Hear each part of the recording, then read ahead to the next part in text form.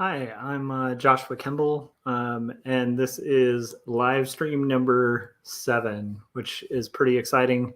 Starting late at night because I did an episode of Artcasters, which is a show that I do with my buddy Scott Cirkland, where we interview and have. It's not necessarily an interview show, more like a hangout with different guests where we tackle different topics.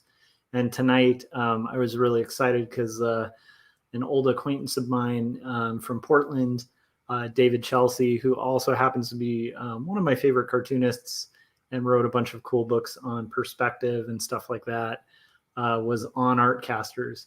So usually during Artcasters, I get a lot of work done, but I was so interested in the conversation that I did not get really much done other than the basic first thing I usually do on my stream. So I am choosing to also do my live stream tonight as I work on these panels, so I can focus and get this done. As usual, this is a show that's pretty random. It comes on pretty late at night, so we get kind of joined in the chats occasionally by people. But the whole premise of this is just basically to have a show that's like an art hangout and also kind of walks through the process of doing these books. I got to turn off my grid here on my thing. So boom. Okay.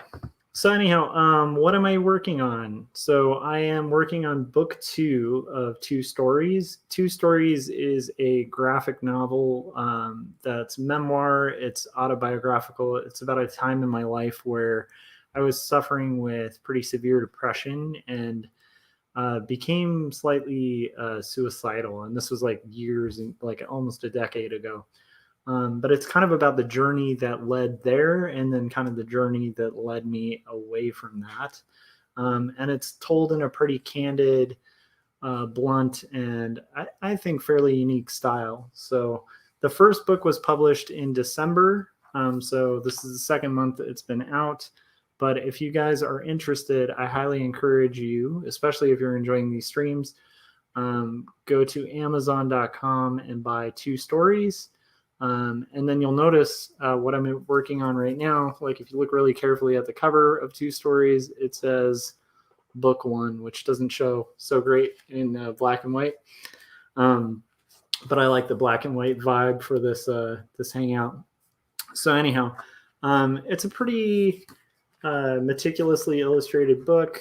And it has here's a panel sequence from it. So this is more what my final pages look like, where they're fairly detailed and rendered and stuff like that. And what you'll notice on this page right here is that's not so detailed and rendered, and there's a reason for that. I'm working on thumbnails for the next book, so I have my script finished. During these streams, I'm kind of breaking down the script and kind of getting to the next sections.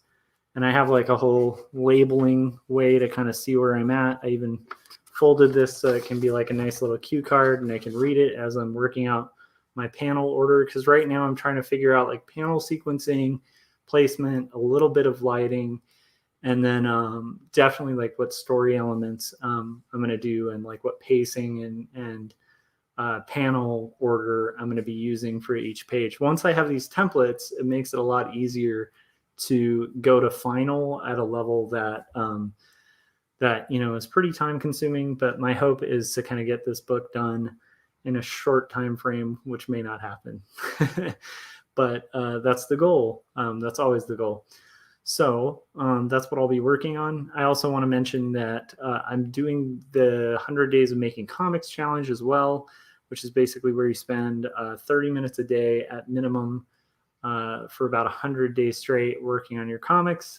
My friend Kevin Crossley kind of started this challenge. And the thinking behind it is if you do your comics every day for like, you find windows of time, no matter what you're doing at your day job or whatever. Even as creatives, like we often have to take a lot of freelance work that sort of interfere with comics because comics are a lot less lucrative. And so carving out windows of time is like the only way these things get done.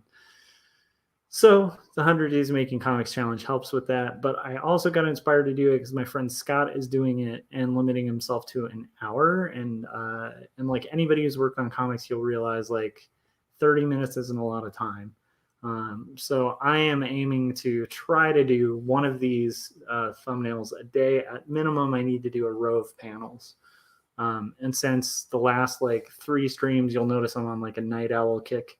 I probably am not going to be going fairly long, but I'm imagining this will probably be about 2 hours. So we'll see if hours later in this stream it's going a lot longer. We can kind of go from there. So right now I'm basically doing the first thing I always do. What I do is copy the template that I built for the first thumbnail, and then I copy it over with the last page and retitle it to the next page so that I have those panel sequences right here next to me to work with.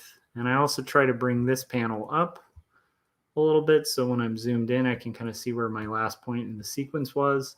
And then where we're at in the story so far is, it's basically like we have escaped a kind of hostile situation at an apartment where we're right across the street, right across from another apartment where our neighbor had basically held me hostage. And so we've called the cops. The cops have all been kind of unhelpful.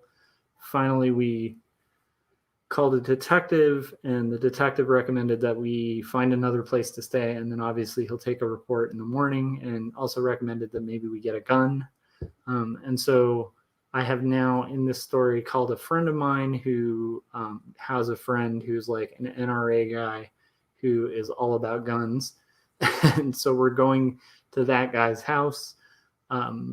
We're going to my friend's house in the story. I'm just giving you a recap, so when I'm working on thumbnails, you'll know what point in the story I'm working at. So right now, this first panel is like the friend's apartment, kind of establishing the location a little early on, seeding it in.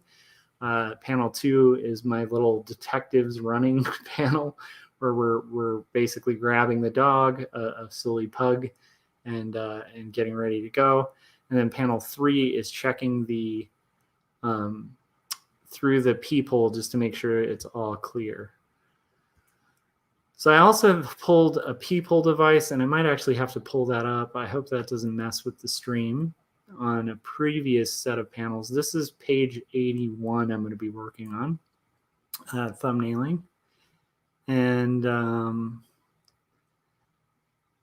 let me see if I can pull that open and find basically what I'm doing right now is looking back on previous roughs to see if I have a segment that would be equivalent to, let's see, it's funny, every time I scroll through it, it's causing like a refresh on OBS. So hopefully that won't be problematic. Basically what I'm going to do is try to find like a sequence where we're looking through the people, because I'm using this framing device for peoples. That's cool. That actually opened, which is kind of rad. So this was when we were looking and seeing the neighbor, and now I want it to be a similar view to this bottom middle panel, because yeah, that's going to be super helpful.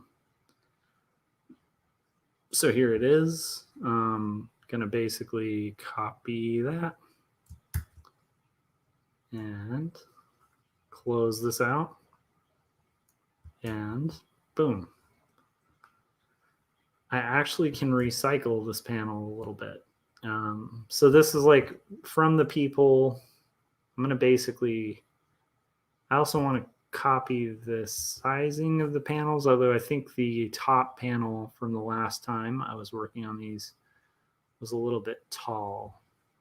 So I'm going to make these a little shorter. That should be about right. And then we're going to get going on thumbnails. So if you join in the chats, I will take up conversations. But I've noticed one odd thing about this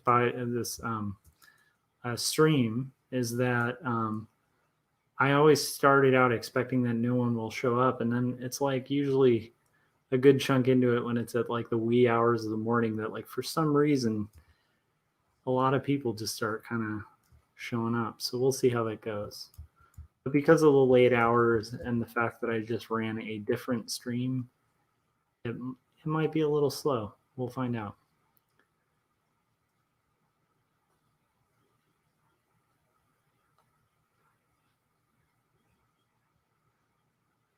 So at my work, I've been working remote the last week, and I am going back in the office tomorrow. But it's been really interesting because I've been working in house and then working remote for a bit. Reminds me of the day and age where I used to freelance.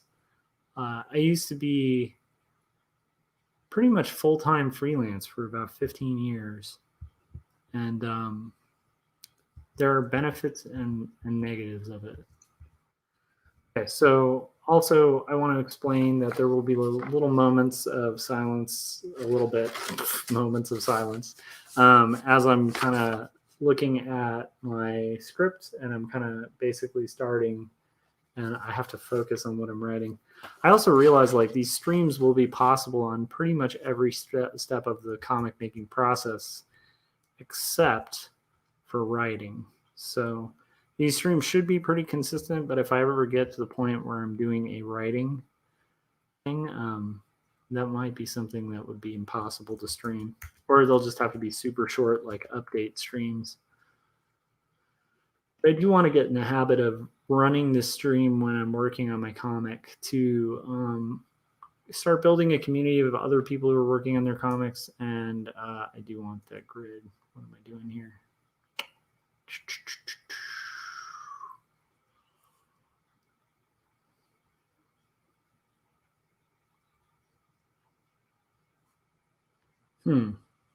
There it is. Okay. So, okay. Let's see. Put this on a different layer. Okay, cool. Okay. So this is going to say the coast was clear. No way. It is Frank showing up in the chats. Frank, you're always the first here. Welcome, dude. What you up to? Frank Salazar Art Nation. Good dude. He was actually hanging in the chats with David Chelsea on Artcasters, which was, I think, pretty fun. I hope you liked that, Frank. I wonder. Well, I hope it was a good one. I think it's just always kind of awesome to know people you really admire the work of. I pretty much admire the work of like most of my friends, but it's baffling to me sometimes when you can know people who are so good at what they do, and it's also super inspiring. I've talked about this before, but I always try to be like the stupidest person in the room.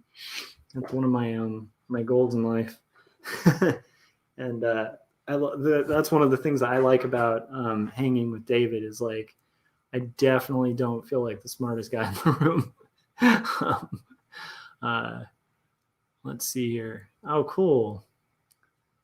Penciling a splash page for a mini comic. Awesome. So we're working on comics together. That's awesome. Yeah. So like, I do think that's kind of awesome to be able to kind of do. Let's see here. Coast was clear. Once we knew. Perfect. Thought there would be space underneath, but I needed to check. Let's pull that window, view extras again. And then let's see. Have it say, need to pull a guide here. This is like the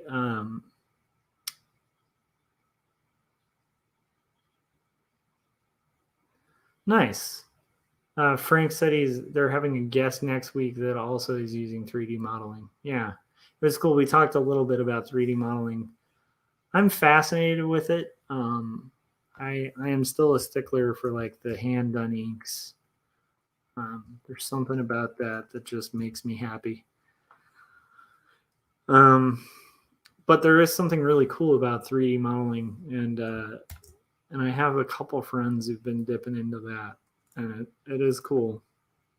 It also is like smart to learn and keep up to date with like different modeling software, you know.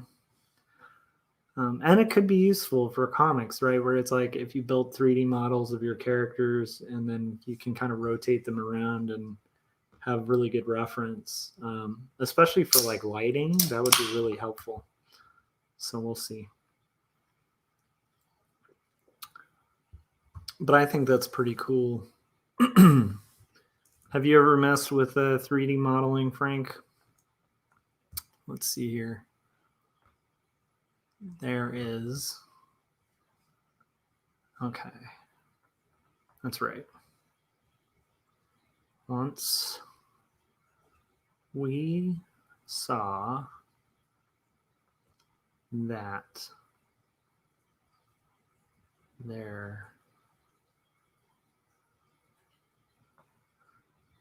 there's this kind of amnesia you need when you work on comics, where like basically like you kind of have to forget all the steps that you have ahead of you, but you also have to properly back plan so you don't end up kind of skipping essential early steps. But I find that I think that requires like a certain level of like amnesia, where it's like you almost have to forget that you have like so much work ahead of you. Because even this, I had this brief moment where I'm like writing this out and I'm like, oh my gosh, I have to like really come up with tighter lettering and tighter borders, and then hand letter and hand ink everything and take photo reference and start penciling and then inking and stuff like that. It's crazy because it's like it feels like it's been forever working on these thumbnails, and I'm 81 pages in. So I have to kind of have amnesia, and I almost always do, where it's just you just kind of slowly chug ahead, and then the next thing you know you're done. But if you like midway through start thinking about like the finish line, it can be really daunting. Let's see here. Okay, so once we saw that there, and am I using the right tense of there? Because I'll piss off all. Yes, it's not there. Okay, was no sign of the neighbor.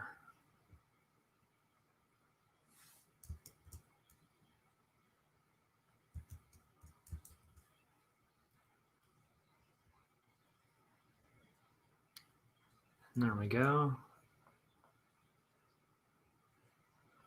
That was like the easiest panel ever because I had already drawn that bit. But hey, that's one knocked out.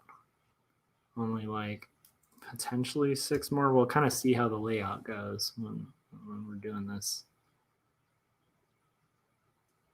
I'm sure there are some cartoonists that are a little more mathematical in the way they do their layouts and would be like, this is chaos, man, the way you're working.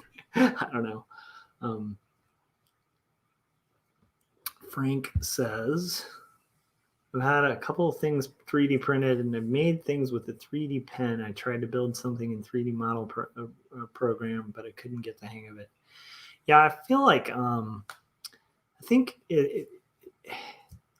for me, I think that might be one of those systems where either I really absolutely have to have a dire need to learn it, or I'd need like someone to sit down with me for like 5 minutes and kind of explain the basics. Maybe not 5 minutes, maybe like an hour. And if I had somebody walk through the basics, which I'm sure is actually available on YouTube.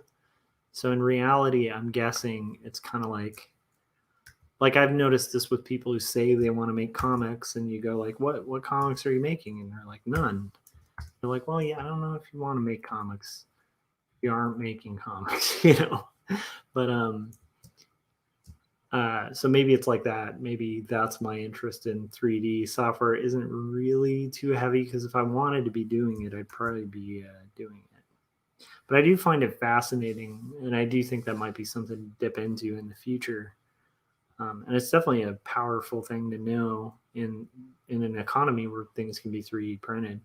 It's just a smart tool to acquire or learn. All right, so here we go. We got what did you print in 3D, Frank? I'm curious. I think the one thing I'd like to do is I have this character in my comic.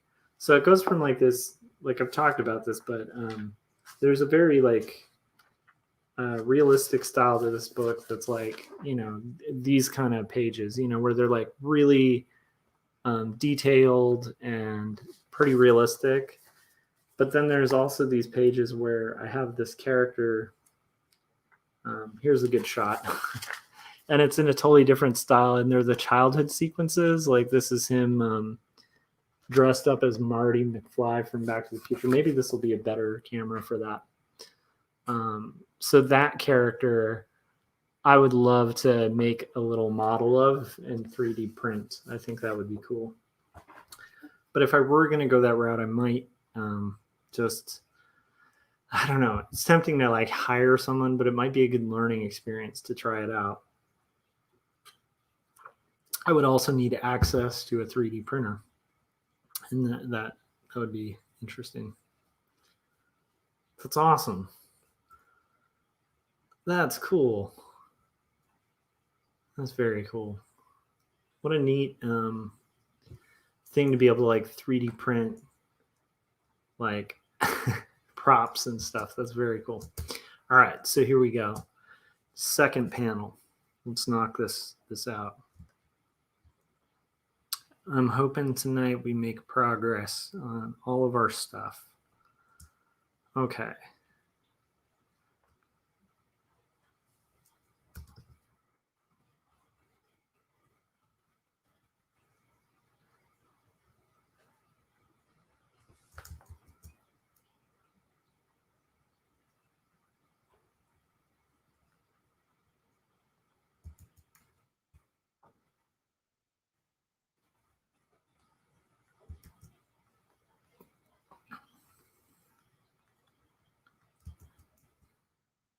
So now it's going to say we ran down the winding staircase to our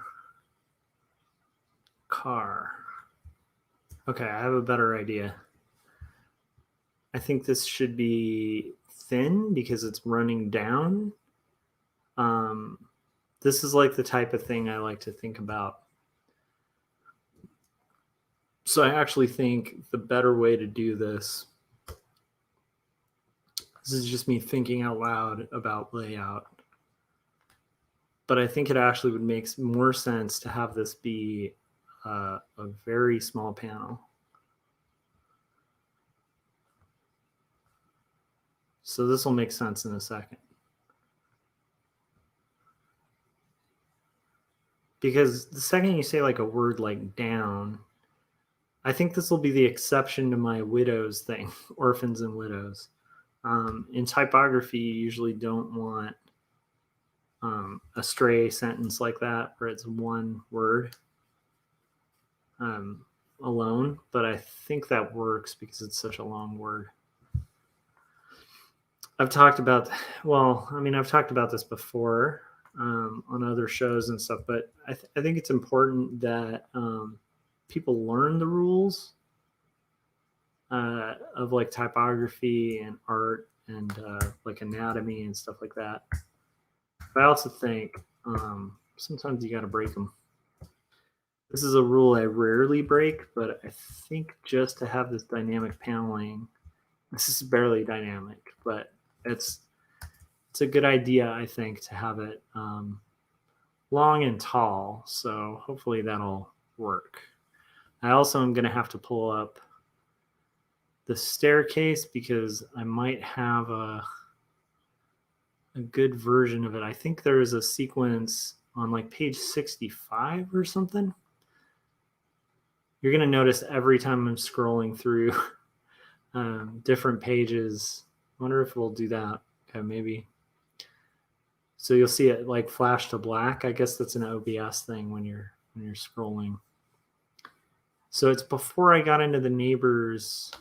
There's a sequence where I head over to a liquor store, and there it is. There's the shot. That's exactly the shot I want. And this is serendipity because I think it will be repurposable. And like I try to vary things in comics, but there is also a sense of like you want to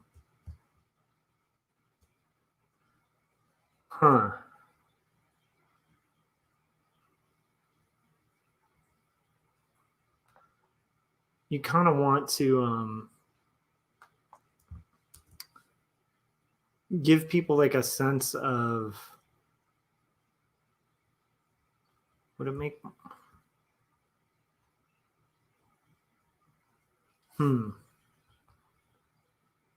so I do need a different perspective because that might actually work for the 2R car, but I don't think it will. I really like that angle though, and I established it before, so it might be nice to have it repeat. So now I'm doing some thinking on whether I should have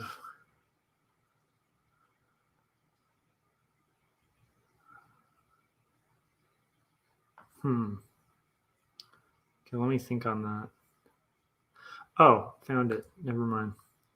I thought that would be cool to repurpose.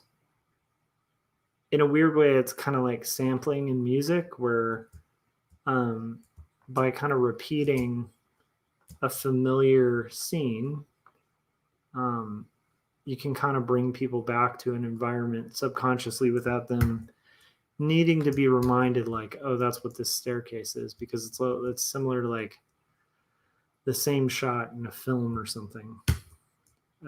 But I also try not to reuse backgrounds too often. And when I'm doing final art, whether I'm reusing backgrounds or not, I do tend to think that it's important to redraw them. And why that is, it's a weird thing, but when something is just copied and pasted, it just reads that way. So for thumbnails, that's great, because it saves you time. And if it blocks in what you need it to block in, great. But in comics in general, I wouldn't get in the habit of copying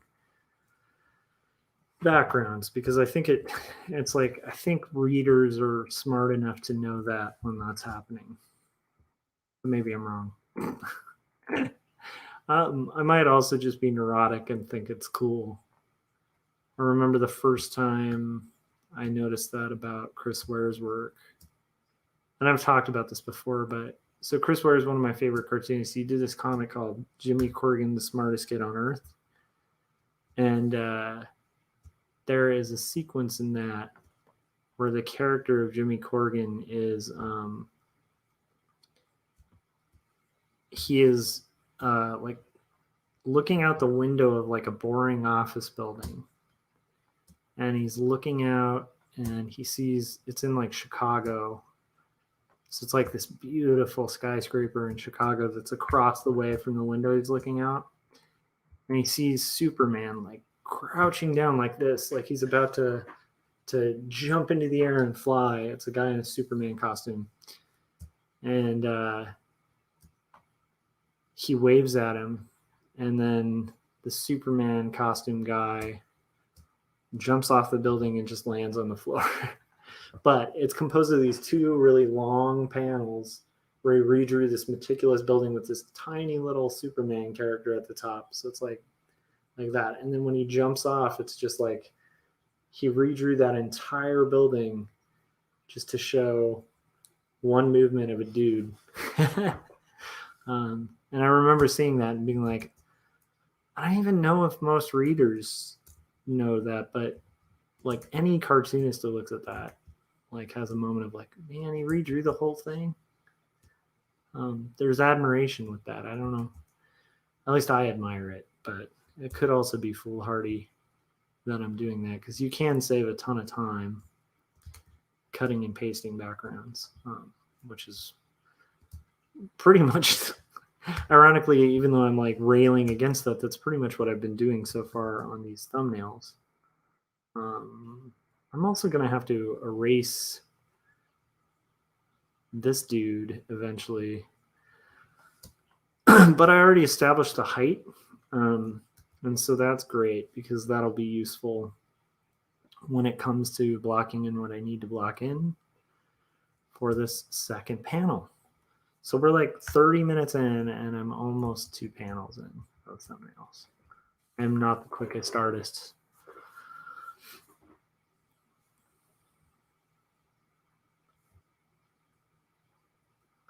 So this is a little trick I like to use if I'm having to like erase this guy eventually, but I need to draw over him. And that's basically, I'm going to use like a color with the same brush on a layer above it. And I also should mention that like what I'm sketching this with is just the pencil tool in Photoshop. And part of why I'm using it is it doesn't have a ton of variety. So that actually works to my advantage because it helps me not over noodle these thumbnails. It keeps them a little loose and very pencil-y. Even though I'm trying to do tight thumbs, I don't want to start making finished pages, you know? That's one of the tricks a lot of people don't know with comics is a lot of final work that people look at. Same with illustration, actually. A lot of final work that people might look at and be like, how was that done?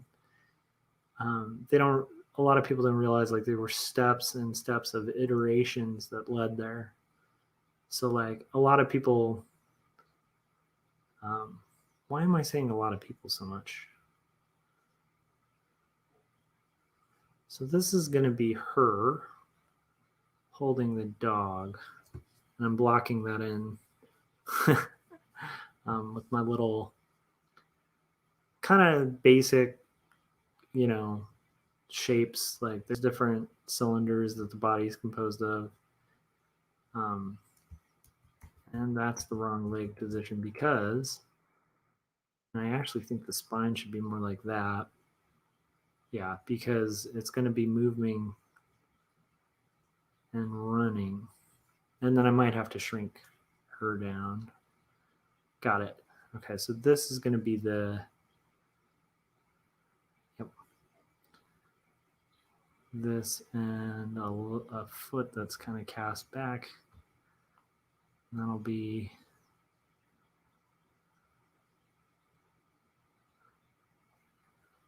and I will situate the character. So one of the reasons I'm doing this in a different color above it is so I can scale it when I'm done, in theory. Why is my, oh, there we go. What the heck? Something weird about my selection tool. Okay. So I can scale it to look in scale with the scale I already worked out and established on the previous panel. So, and a good trick with that is like kind of size the head, similar to the head. This is not fully worked out drawings though, where I'm not like measuring head heights or anything like that. I'm kind of eyeballing them because these are thumbnails. And then this guy, I think I like that position, but I want a little more like he's looking back, kind of worried.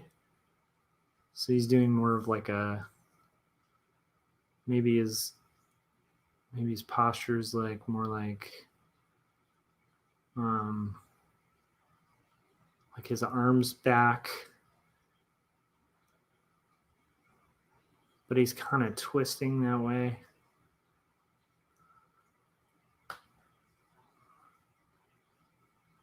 Yeah, that's good.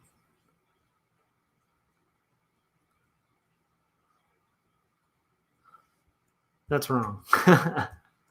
No, it looks like he's running backwards. Okay, it was worth a shot. I do like the idea of the arm and then looking back, but he's going to have to be tilting his head to the side. So tilt the head to the side. And then I'm going to basically do this here. So what does a Power Rangers morpher look like? Is that part of the costume, Frank, or is that part of the toy? Because I think I've seen a toy that you made of your character, and then I know there's like a full costume. So was like that an actual component to your costume, like the? Because I am like the guy who I never really watched. I might just be a generation too old. I never really watched Power Rangers. Like, it's kind of a bummer. I never did really watch Power Rangers, which kind of bums me out because I'm trying to think. I think that's the wristband, right? And I think that's on your costume with the phone attached. But I don't know. Anyhow, let me know. I'd be curious. So okay, that kind of works. I want actually that arm. I want a better silhouette on this figure. See, the great thing is if you kind of work out your poses here, then it like gives you a way better kind of bearing for for when you actually like shoot photographs of figures and gather reference and stuff like that to use to draw from.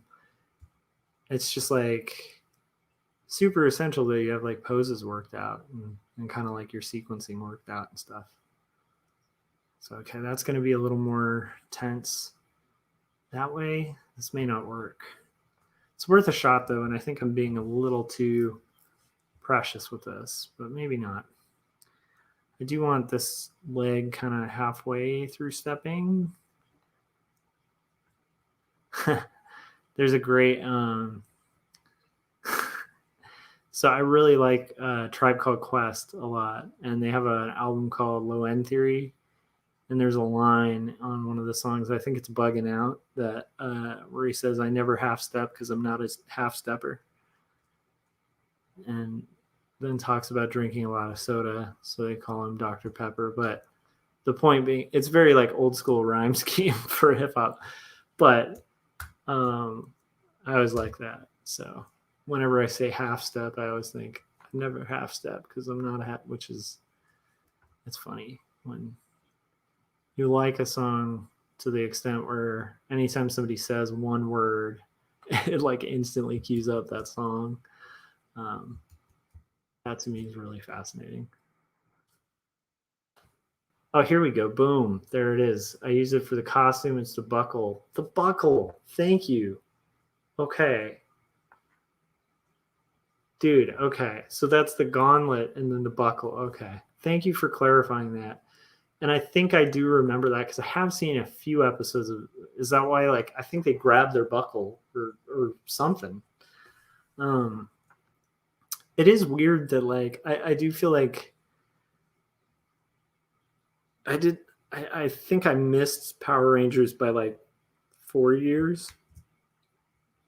I don't know. I mean, I do know some people around my age who got into it, but I do feel like it was something weird about. I think the age I was at, I was like too serious for it, you know. Not that I was really too serious for it, just like I think I was going through that weird high school phase where you just can't watch kids stuff, you know, like which nowadays I'm just like that's the worst phase I think any human being can go through. Is like I don't want to imagine or like have fun or whatever. Like it's a terrible stage, but I do kind of think teenagers tend to have that route, that moment of that. Okay, cool. So there's my little characters worked out. Oh my gosh, this just takes forever. Not trying to be a downer. I just like it's been funny. Like I said, I think you need artistic amnesia. Um, what's funny is some people have told me I'm fast as an artist, and that always baffles me. I'm pretty good at life drawing from models and stuff. Like I can do that pretty quick. Like I actually prefer life drawing with really short sessions. When I do life drawing, which this is nothing like, but when I do that, it's like when I was a younger artist, I used to like beg for them to give longer sessions because I never felt like I could draw the model in time. And I'd get really bummed because I'd be like, I was just rendering the crap out of this thing. But now I kind of see a lot of value in like that quick line. But when I life draw, I'll draw like drawing like a kind of weird linear style where I'll almost keep like a similar line or something. I don't know if that makes sense.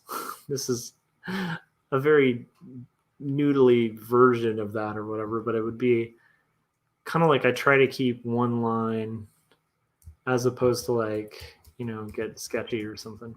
That actually helps me life draw. So that was me rambling. But I think that's rad. I think that's very creative to like make your own costume for a character. And it's actually probably super helpful because you could actually for comics too, you could use that costume um, to like pose for photo references and stuff too. It's really helpful. Let's see here. All right.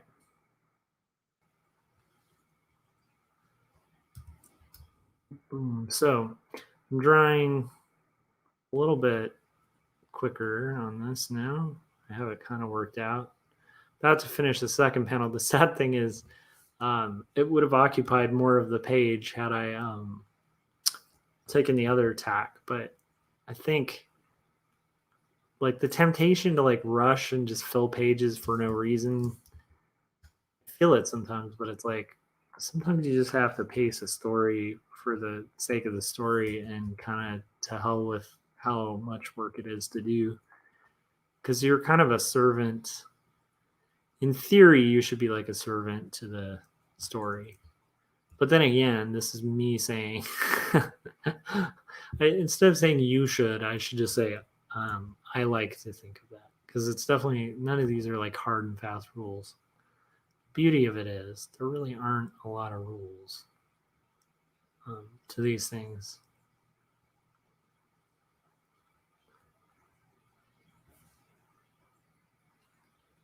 Okay, so here we go.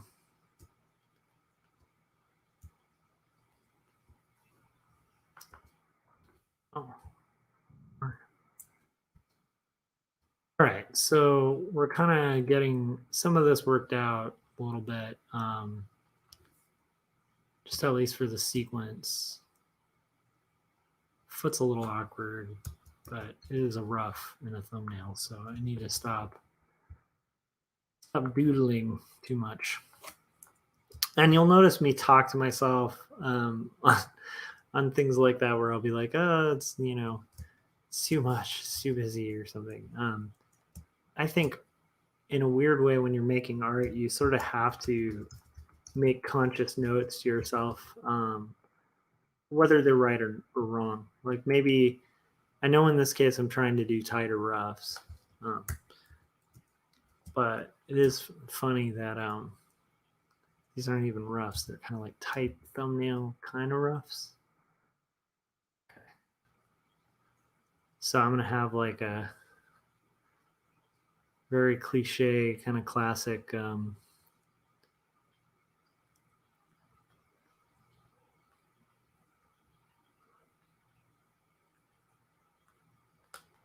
mouse open kind of thing. So it is fun to be up late drawing though.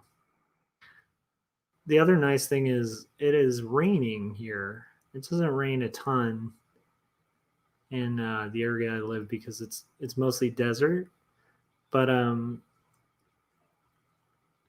it's funny because I used to live in Portland, Oregon, and the rain I was half the appeal of why I wanted to live there because I was like, I like it when it rains. um, and then what's funny is living in rainy conditions, I was like, I do not like it when it rains, like within a month, because I was just like, I can't do the rain like 24/7. It's just constant rain is maddening. But what's funny is moving back to California, it only took a few years to like. I mean, I don't like a ton of rain, but there is something nice about the atmosphere of rain, the sound of the rain on the roof. Um, there's, I also forgot she was wearing a long sleeve. That's little things you want to really pay attention to too, because if your character's wearing like a long sleeve shirt and suddenly they're wearing a short sleeve shirt and it's in a scene that's like 2 seconds after, um, you want to think of it like a movie where if somebody just changed costumes like mid conversation for no reason, you might be like, wait, what is going on with the story? What happened there? Why? Although that might be fun. And now I'm thinking that would be a really comedic comic to like intentionally um, every panel have your character dressed in like a totally different costume. Um, so this is gonna be a like pug, and obviously this is totally just crappy cartooning, but this is what you do when you're thumbnailing. So there we go. Got that sort of worked out. Gonna block this in, and we're gonna kind of move on shortly to the next. Although,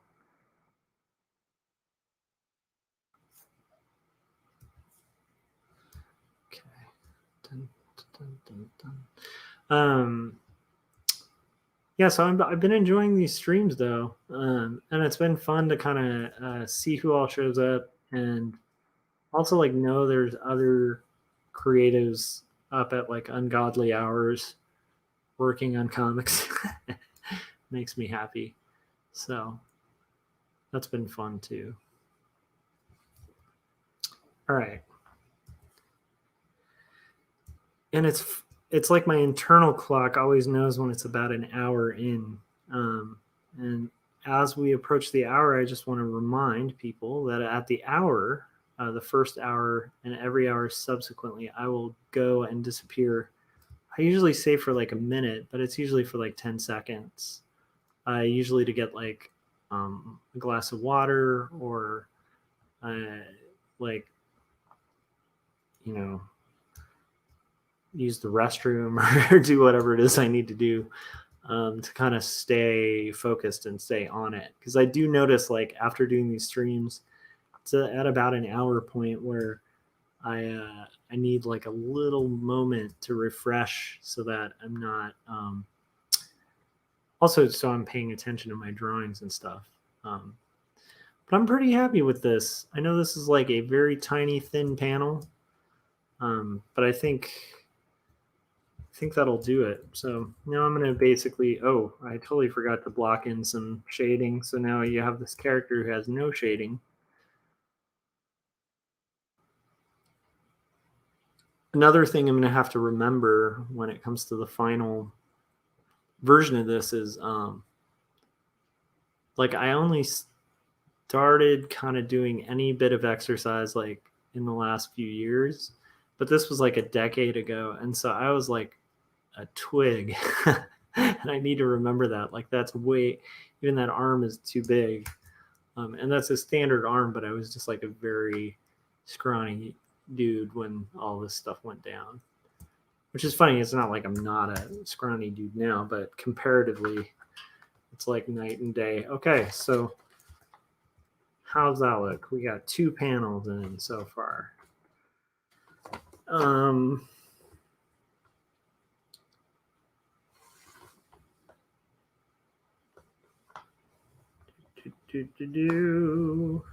like that winding staircase.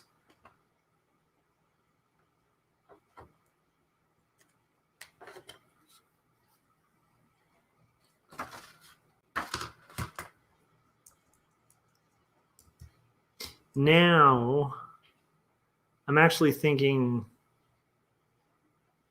this one. Ooh, I like this. Mini comic I'm doing is based on my persona on the stream. My co-host kept redesigning what she would look like. Is that Anna? I think her name's Anna, right? We joked that her clothes would change every issue. Wouldn't it be funny if it was every panel? Because every issue would make sense, but I'm talking like total incongruous clothes change. Like the character blinks and the character, like, that would actually be a funny bit too. Totally rambling, but like they're like mid conversation, one of them blinks and then the other just like changes costume every time the character blinks. That could be the superhero power. That could be the superpower, is the power to change clothes quickly. I mean, I think that might have been one of the original Superman's powers. Although, like, the first appearance of Superman, from what I remember reading the Action Comics, and it was such a weird, dark. It wasn't quite what like when I was a kid. It's like the Christopher Reeve movies were out and stuff, and like that was kind of the Superman I envisioned as a kid. And there weren't really a lot of superhero movies, so that made sense too. Where it's like you had that, Wonder Woman, and maybe Incredible Hulk reruns. Like you didn't have a ton of superheroes to choose from. And then always, the Batman reruns too, like the TV series, which I still love to this day. But I remember reading the Action Comics where Superman first appears, and I might be getting this wrong, but it was like a very strange comic where he basically like throws a car at this bad guy, and he's kind of a jerk. Like I don't even know if Lois is interested in him. It's kind of weird. It's just like the super strong guy who's like throwing people around in cars and stuff. Which I thought was just such a weird thing. I don't know. Look it up and see if I'm remembering it right. But it was pretty funny, man. All right, so here we go. Now I need to see, did I ever show the underside? Because once again, I'm trying to, if I've shown something, I at minimum want to make sure it's consistent. I kind of recall, I think I did. Yes, I did. It's right there. It's also like, these are those moments where you do that, you do the work, and then you thank your past self for doing the work because you have less work to do. Boom. Wait, I totally did not copy that.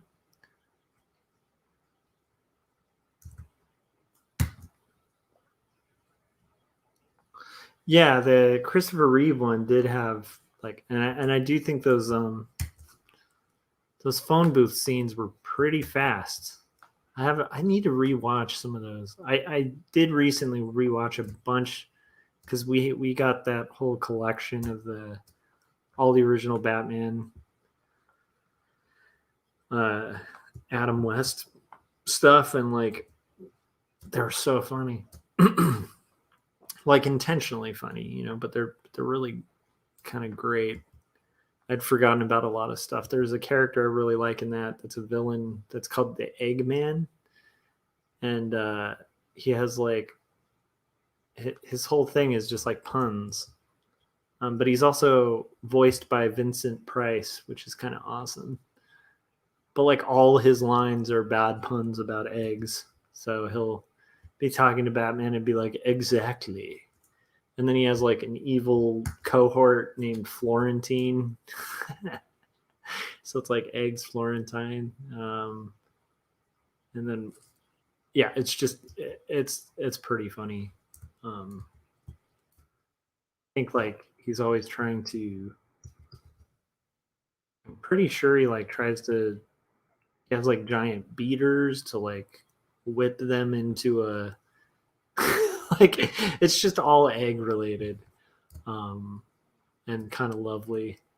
I'm not even sure what his backstory is. It's just because in that they don't get like heavily into backstories. They don't really like tell you like what the Joker's backstory is. They just kind of have the Joker appear. There's a couple bad guys that gave the backstory to, but not a lot that I remember. Okay.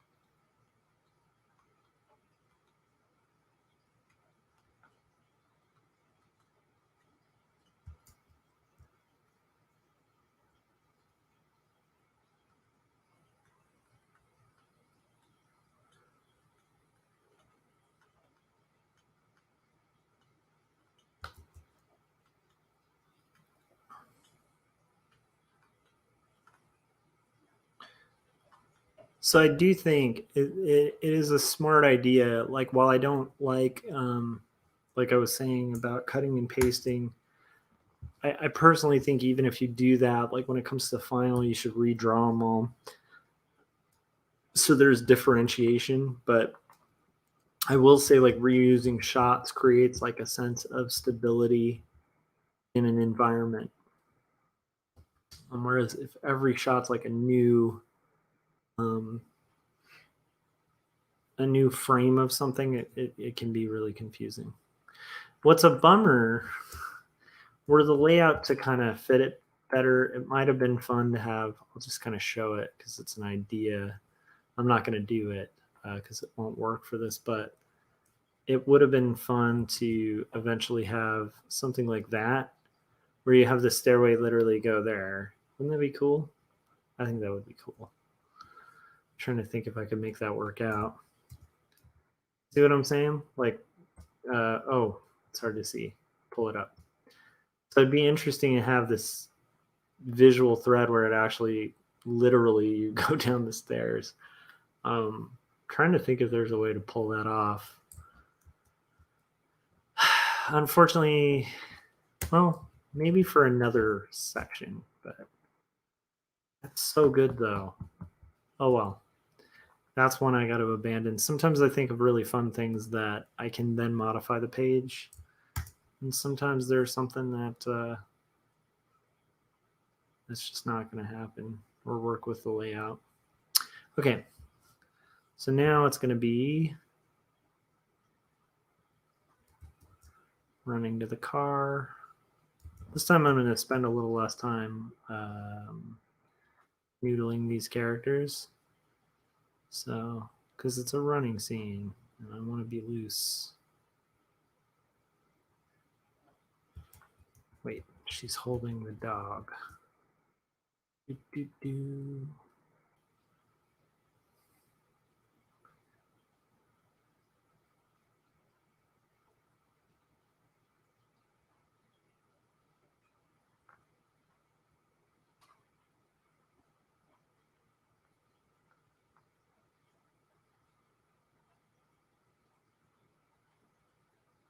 Yeah, that's it.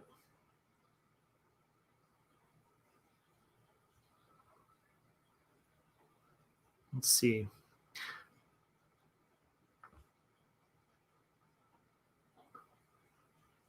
It would be in every panel, so it could be in every ninja. She is a ninja, and so she could be a quick changer. That'll be interesting.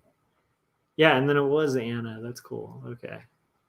Um, yeah, that cast sounds really fun, man. I got to check it out. Um, I have to watch one. I think I watched one a while ago, but I would like to watch it again because it just sounds like fun. Sounds like you guys have fun on there.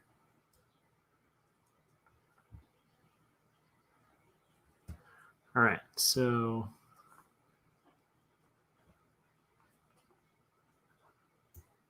here we go. And then here it is. Okay. So then I'm going to have, you know what? Blocked it in too soon. I got to work it out. Want to work it out. Okay. So I'm going to have, ooh, actually, that is a good way to work it out. No, never mind. Okay, here we go. So, so I'm trying to have this sequence where they're running down the stairs and kind of doing this whole thing, and that should be pretty cool. It gets done. And then I am creeping over an hour. So once I'm done with this panel, I'm going to take a brief break. I think I got about another hour in me, and then I'm going to have to call it. But I will be here for about an hour longer. So if you want to hang and draw, you are welcome to during this whole thing, because I'll be here for about an hour longer. So here we go. Now it's like working out. Like, it is a little easier when I start looser like that. Starting too tight, which is a pretty common mistake. You kind of want to start a little loose, and then it's easier to kind of work from loose than from tight to loose. It also is good for dynamic poses, to kind of like keep it loose. Don't noodle it at first, because you're going to need loose movement. You need to like get that gesture in there.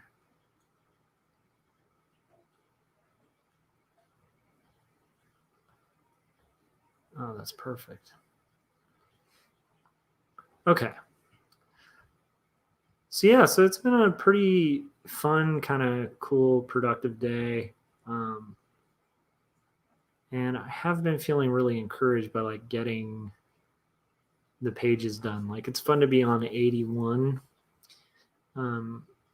Even if it's at the rough stage, it's like, that's a pretty good place to be. Definitely beyond the middle at this point for that first stage.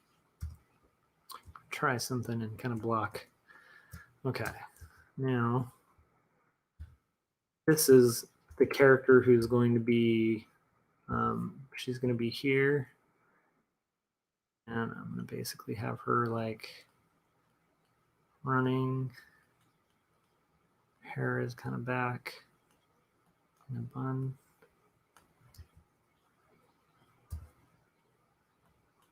So it is fun to like, there is an element of doing roughs that's fun. Tight pencils can be really meticulous and laborious.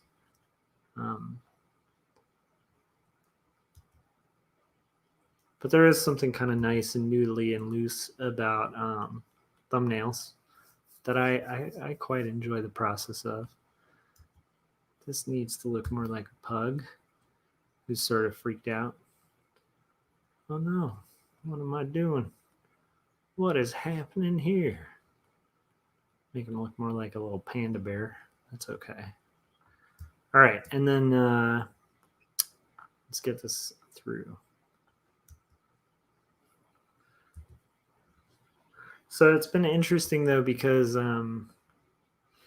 it's been a fairly busy day here, and it was one of those days where I feel like there are little ebbs and flows of things, but today was definitely one of those days where the whole day felt like being about an hour behind on everything. It's like whenever there was something, and I talked to my wife about it too, and she was having a similar day where it's like, just felt like we were about an hour off on everything we needed to do, like an hour behind. And that's always like a really weird place to be. But it's one of those days. You just got to kind of flow with it. But I do kind of wonder why that was for the day. Very strange. Yep. Thumbnail executed. Just kind of block out this area. I like drawing through objects too, because then you can have kind of convincing backgrounds. Always saying like draw through. So then your backgrounds aren't like super crazy. I'm gonna have the car on here. I'll get into that in a second. I'm gonna keep that car because that's our car that I had already seated there earlier in the plot, so you would hopefully subconsciously remember it. And so I'm gonna lighten that a little bit just to like highlight it from there. But the nice thing about these thumbnails as opposed to other thumbs is I've been able to reutilize assets from earlier in the story because it's areas we've already been, which is kind of rad. It's a mix. It's sort of rad and sort of not quite as fun as like drawing everything wholesale again.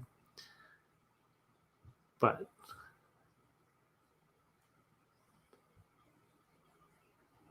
super quick, noodly roughs. And then I'm gonna go back to this layer, get rid of some of that character that's magically overlapping the foreground. Then add a little bit more. And then we're gonna do that part that I was talking about earlier. I just want to add a little bit of light on the car. So it sort of stands out a little bit. Not much, just sort of subtle. Boom. Done and done. Okay, so that is not done for the night, but that is done on these panels, these fun panels. So I'm gonna basically merge this down. And then I'll get back to it. And when I come back, hopefully I'll have some topics and fun stuff to talk about. So give me about 20 seconds or so, and then I'll be back. And I appreciate anyone who's joining or watching this live. So yeah.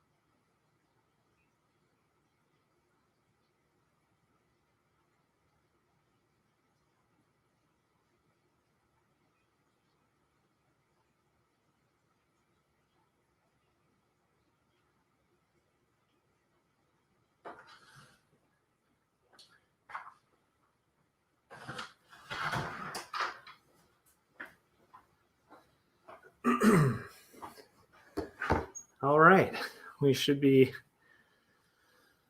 good to rock and roll. Let's see here.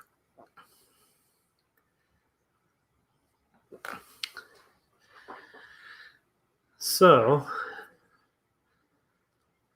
what were some of the first things you drew as a kid?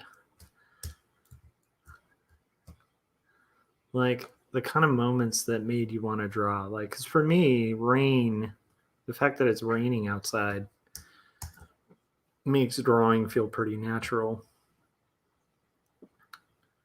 Not mention the running on pure adrenaline. I have like, oh, still on. Oh, I locked that layer. Okay, here we go. Just maybe a little bit of movement. Okay, cool. Black that out a little bit. Okay, whatever. Because like for me, drawing was always this like cool way to make stories, and like it's kind of the vocabulary that made the most sense to me. Okay, so now this is where like I mentioned that whole like leaving panels from your previous thing. If you're doing these by hand, it's always good to just have them on loose leaf paper. I usually do my thumbnails on pieces of paper, and they're like indecipherable chicken scratch to like kind of work out paneling and pacing and stuff. But I'm trying to do tighter ones here. But this is a good example of like why it's convenient to have the previous panels next to you, because right here at the bottom left, you're going to notice I have to redraw that apartment from a different angle. And guess what? I have a nice little reference there, so I know what I'm kind of roughly working out. Okay. I like that. Frank was saying I usually draw at night while watching TV. Yeah, it's weird. I never was a person who drew and watched TV. My wife likes having the television on when she draws. For me, something about the visual component makes it really distracting, but I don't know. All right, so let's see. We're in for probably another hour on this session. Are you making good progress on your page, Frank? I hope so. Let's see here. So it is, let's see here. We drove. Okay, good. This is actually,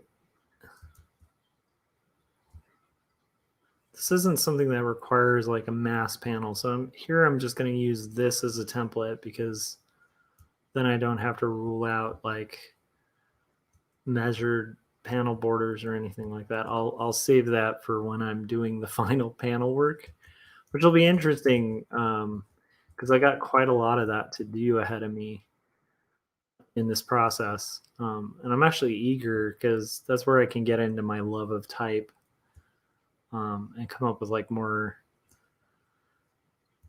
like push the paneling a little bit and kind of push the vision a little bit forward. If that makes any sense. It sounds so strange to say push the vision. Push the vision, you guys. So here we go.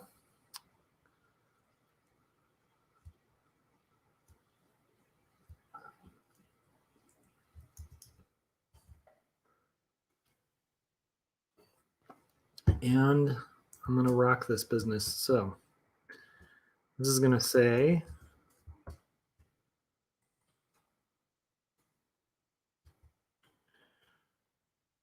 this is a very short panel. It's so funny. Like some of these pages have like massive amounts of text, and some of them are like actions where I want to show as well, because I don't want to just tell.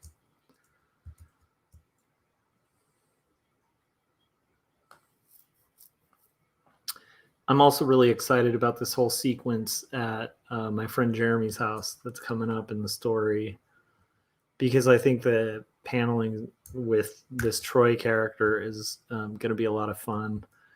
A lot of it might even start looking like instruction manuals and stuff. That's going to be fun to at least work out and try to be creative with. Okay, so we drove to Jeremy's house. This is going to have a ... But it is funny, the parts in a story that require air and like space, and then the parts where you got to pack a lot of text in, And that's one of the big reasons I always recommend like block in your text when you're doing thumbnails, because then you'll allot enough space. Nice. Finish the double splash page. Clean it up after you ink the whole thing and turn it into a digital PDF. Nice. Focusing on the pencils. Nice. That's very cool. So now it's like they've arrived at the house. And how can I do that in an interesting way? I got it. This one's going to be, I think, like an interior sequence in the car. At this point in my life, I was like a late bloomer when it came to driving, partially because I grew up fairly not well off. And so like I never really had the income to have a car for like a very long time, like well into like my 30s, which is sort of embarrassing to admit. But I used to commute everywhere. And so actually, this is the wrong head shape a little bit, but let's see how this works. So I am thinking it's going to have to be like that. This will make more sense in a second, probably.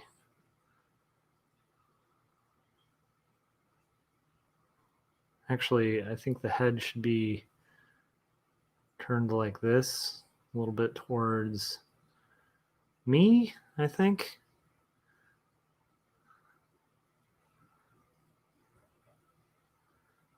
And then we'll have like a chair, like the car chair.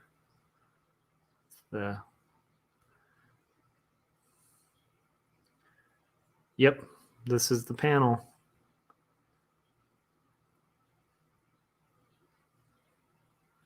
Okay. So I'm just trying to think of like interesting ways to frame this where it's not, where it keeps kind of a slight suspense going, but it's not like entirely crazy.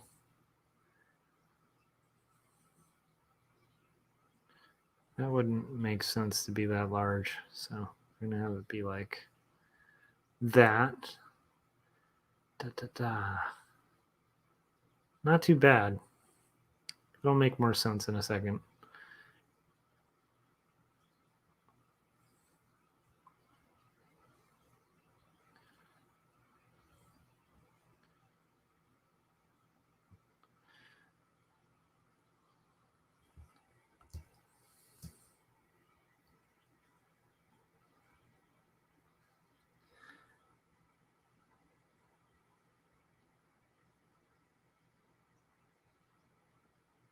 All right, so now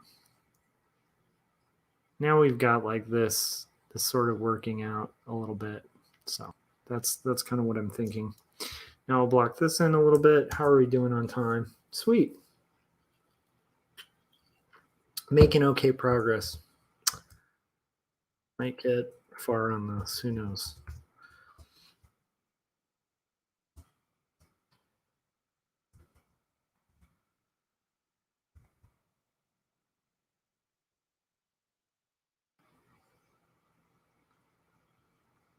There we go. Kind of a weird angle to draw eyes.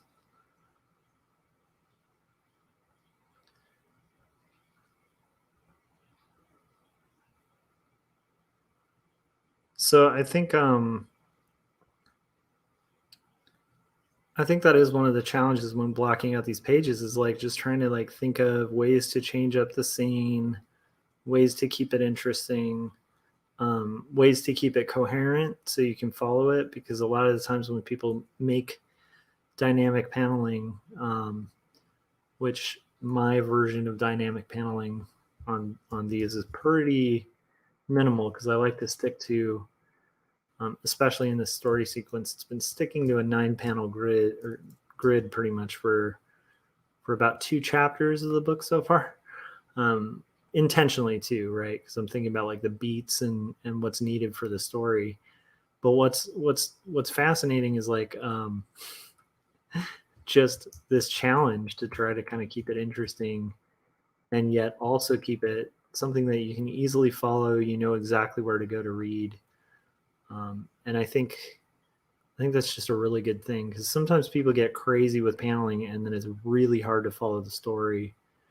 Um, to me, one of the things I've heard people say that like Ware's stuff is hard to follow, but I kind of disagree. Like, I feel like if you are familiar with comics language and you grew up reading comics, it's like super easy to follow Chris Ware. But I do remember a friend of mine once who wasn't into comics, but was really into like Faulkner and um, let's see here. They were really into like Kurt Vonnegut and like all these different authors and stuff. And so I was like, oh, dude, like you would like Ware, like you would like Chris Ware. And I lent her Chris Ware book, and she was like, I can't read this. I can't understand it.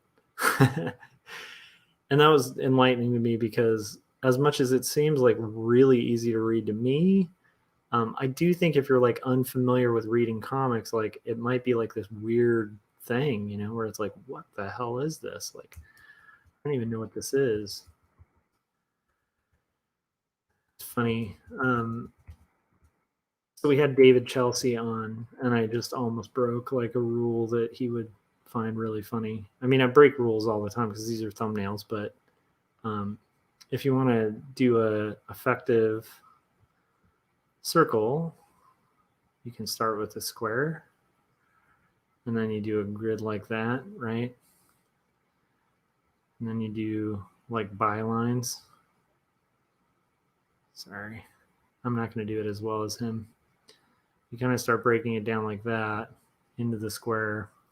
And then from there, it's like you sort of start making these strange connections to start making your square, like in twos. Anyhow, so that gives you like a rough. Anyhow, I'm not going to actually do that because these are thumbnails. But I was just pointing out, like, you guys should check out David Chelsea's work because he's pretty flippin' brilliant. Okay. I'm going to totally get rid of all those lines too. I just thought that was funny to kind of try to demo really quick. Okay. So, we've got car kind of going on here. It's one of the newer cars. So it's got like not newer at the time. It was so new. Right here, your ignition.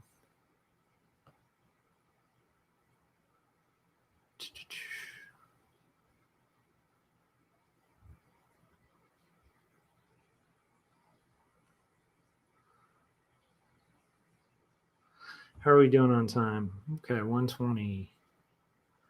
They always take a little longer than I expect. Cool.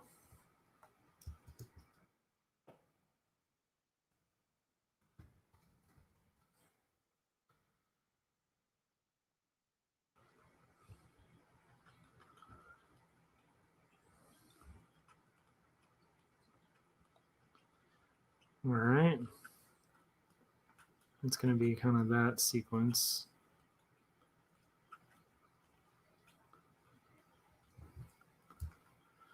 Okay.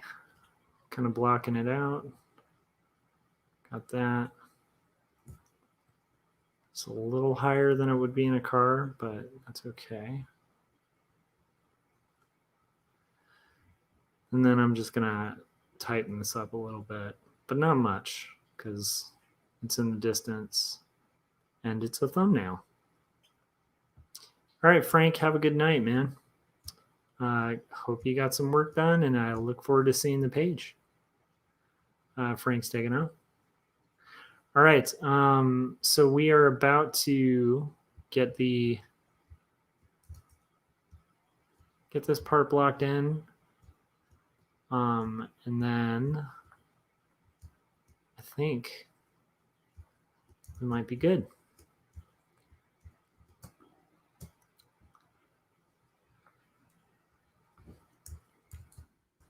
So there we go. It's in a car, and we're kind of getting there. And I am starting to feel it, like in the sense of it's been a long day. I have done a stream earlier in the day. I have to work tomorrow. And so I am kind of thinking this might be where I call it on the 4 panels, because, well, I got to think about it.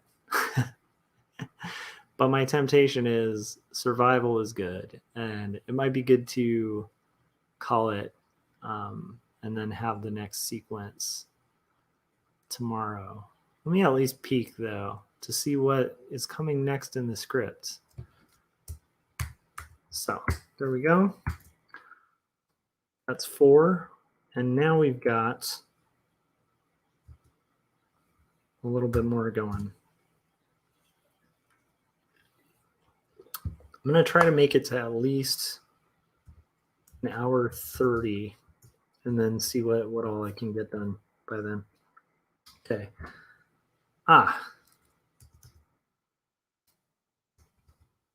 So the next panel is going to be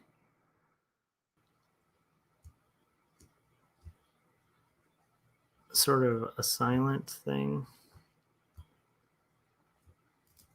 or it's going to be us kind of entering the house.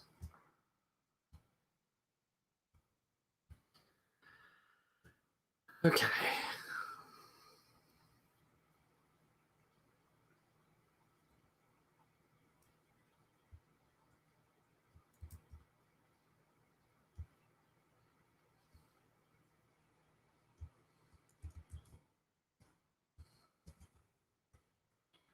Okay, so this is going to be us sort of entering.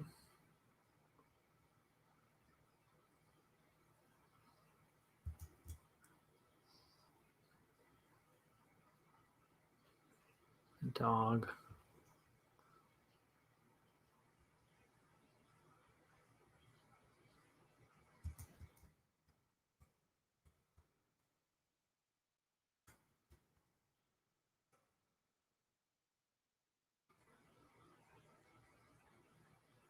Okay, there we go. Maybe. And then I do think this would be a good place to start calling it.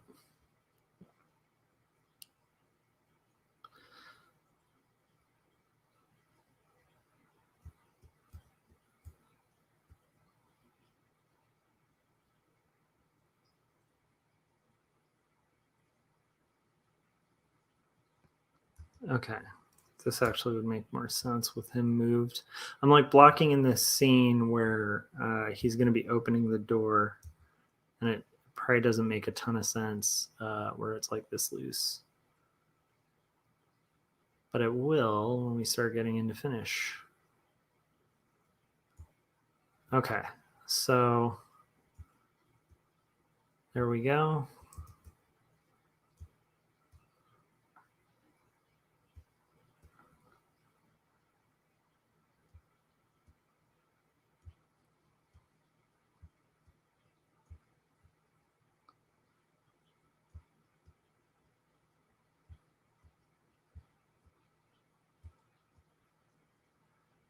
And one more.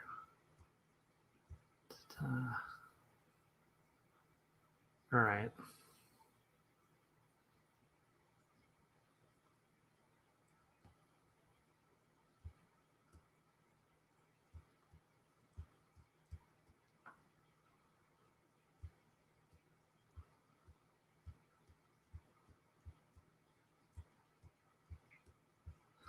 I know it's like a bunch of straight lines. This gets a lot more exciting later on. But in the meantime, I am thinking this will be my last panel for the night. So I might call it after this. I appreciate anyone who's watched this stream. This one might have been a little less exciting because it is like burning the midnight oil a few too many nights in a row. But I'm glad I did because I got at least halfway through the page, which makes me very happy. And I mean, like, that's kind of half the game, is like you kind of have to show up and then hopefully you get stuff done. And some nights you have less effective getting stuff done. But I'm still happy about it. And I would encourage people to check out the stream that I did with David Chelsea for Artcasters. Like, that was pretty awesome. And it was a cool conversation where we talked about a lot of fun things. And that might be also partially why I feel like doing this stream tonight, I'm a little dry on topics because we just had such a really cool, awesome conversation. And yeah, so, oh, is that Corey? Corey, what are you doing up? Are you going to hop on? If you want to hop on, man, I'll hang out. I'll hang out for a bit. You might be the extra juice I need to like push through. Let me know. But also, you might also be exhausted, dude. And I don't know. Let me know. Oh, you're animating. It's hard to stream when you're animating, I'd imagine. But if you wanna, you can hop on. Yeah, it's been a funny day, a funny week too. Even doing these streams has been kind of an interesting challenge because I want to do them daily and like build the habit and get used to it so that I get more comfortable doing it, and also so that like people hopefully who are up late or like up working kind of will start knowing that this is one of the places they can go to hang out and get work done. And I think that is a cool thing to do. I'm doing the cheatiest perspective here, where it's just flat on. But hey, I think it works. I think it'll work for this scene. Oh, is that Corey again? You want to be added? What's up, dude? Hey, how's it going? Pretty okay. I was like about to fold the towel, or I don't even know if that's a term. I'm a little sleepy. Throw in the towel. Fold the towel as laundry. Towel. I was about to fold towels. Wait, what? No. Throw in the towel. Thank you. Yeah, we'll see if my computer can handle this since it's shut down already tonight. If it slows your process, no worries. You can Well, that's why I don't have my fancy setup on there. It's a smart idea to have less bells and whistles. Yeah. Because animation, man, that takes all your processing power. I was so shocked the first time I used After Effects. And at first it was like running all smooth, and I'm like, this is not so bad. This is not bad. And then I remember it's probably the night that I like texted you. Like, what the hell is this? And you're like, oh, you're rendering? Like, you knew it instantly. I could actually kind of sense like a little bit of glee where you're like, now you know my pain. Yeah, now you're aware.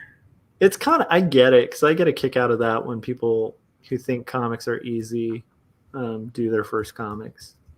And they're like, yeah, really hard. And you're like, yeah, dude. You're like, yes, it is.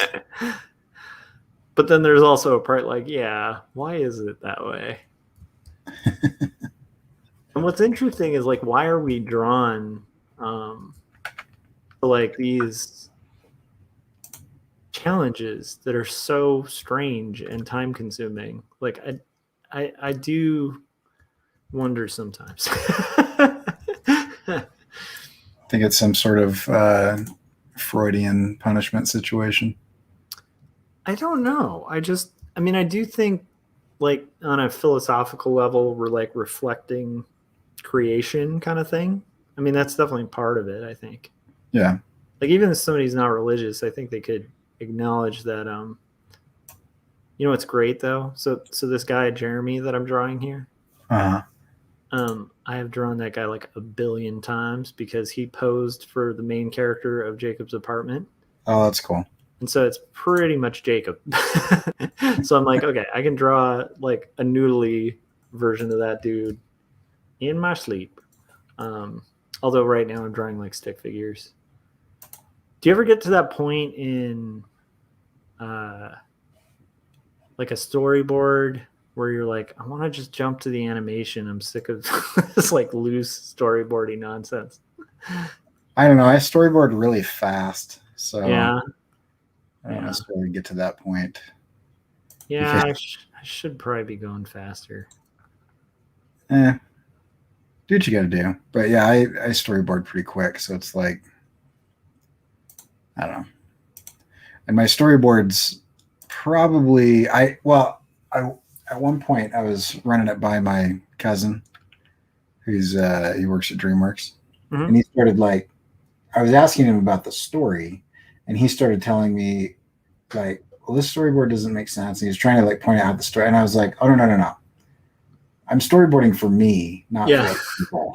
Like this isn't like this isn't to like direct, because he's used to working on teams of hundreds of people. Yeah. He needs to communicate super clearly, and I'm like, I do not need to communicate super clearly. And he's like, oh yeah, okay, I get what you're saying.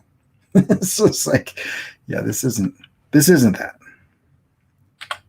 Not the same thing. Yeah, it's an interesting thing. This is a different style than I storyboard in. Like I've storyboarded commercials and stuff. Mm-hmm. But in that, it's like I'm usually like batching up like a crap load of photo reference. And then like, yeah, you're just like blocking out a whole scene in like a night, Yeah. I don't really know what this is. I think it'll be helpful though. That's the problem. Like I'm trying to find a way around it, and I'm like, no, I've thought about it. And I do kind of think, I don't know. I mean, I'm not sure quite when I started the boarding, but it hasn't been,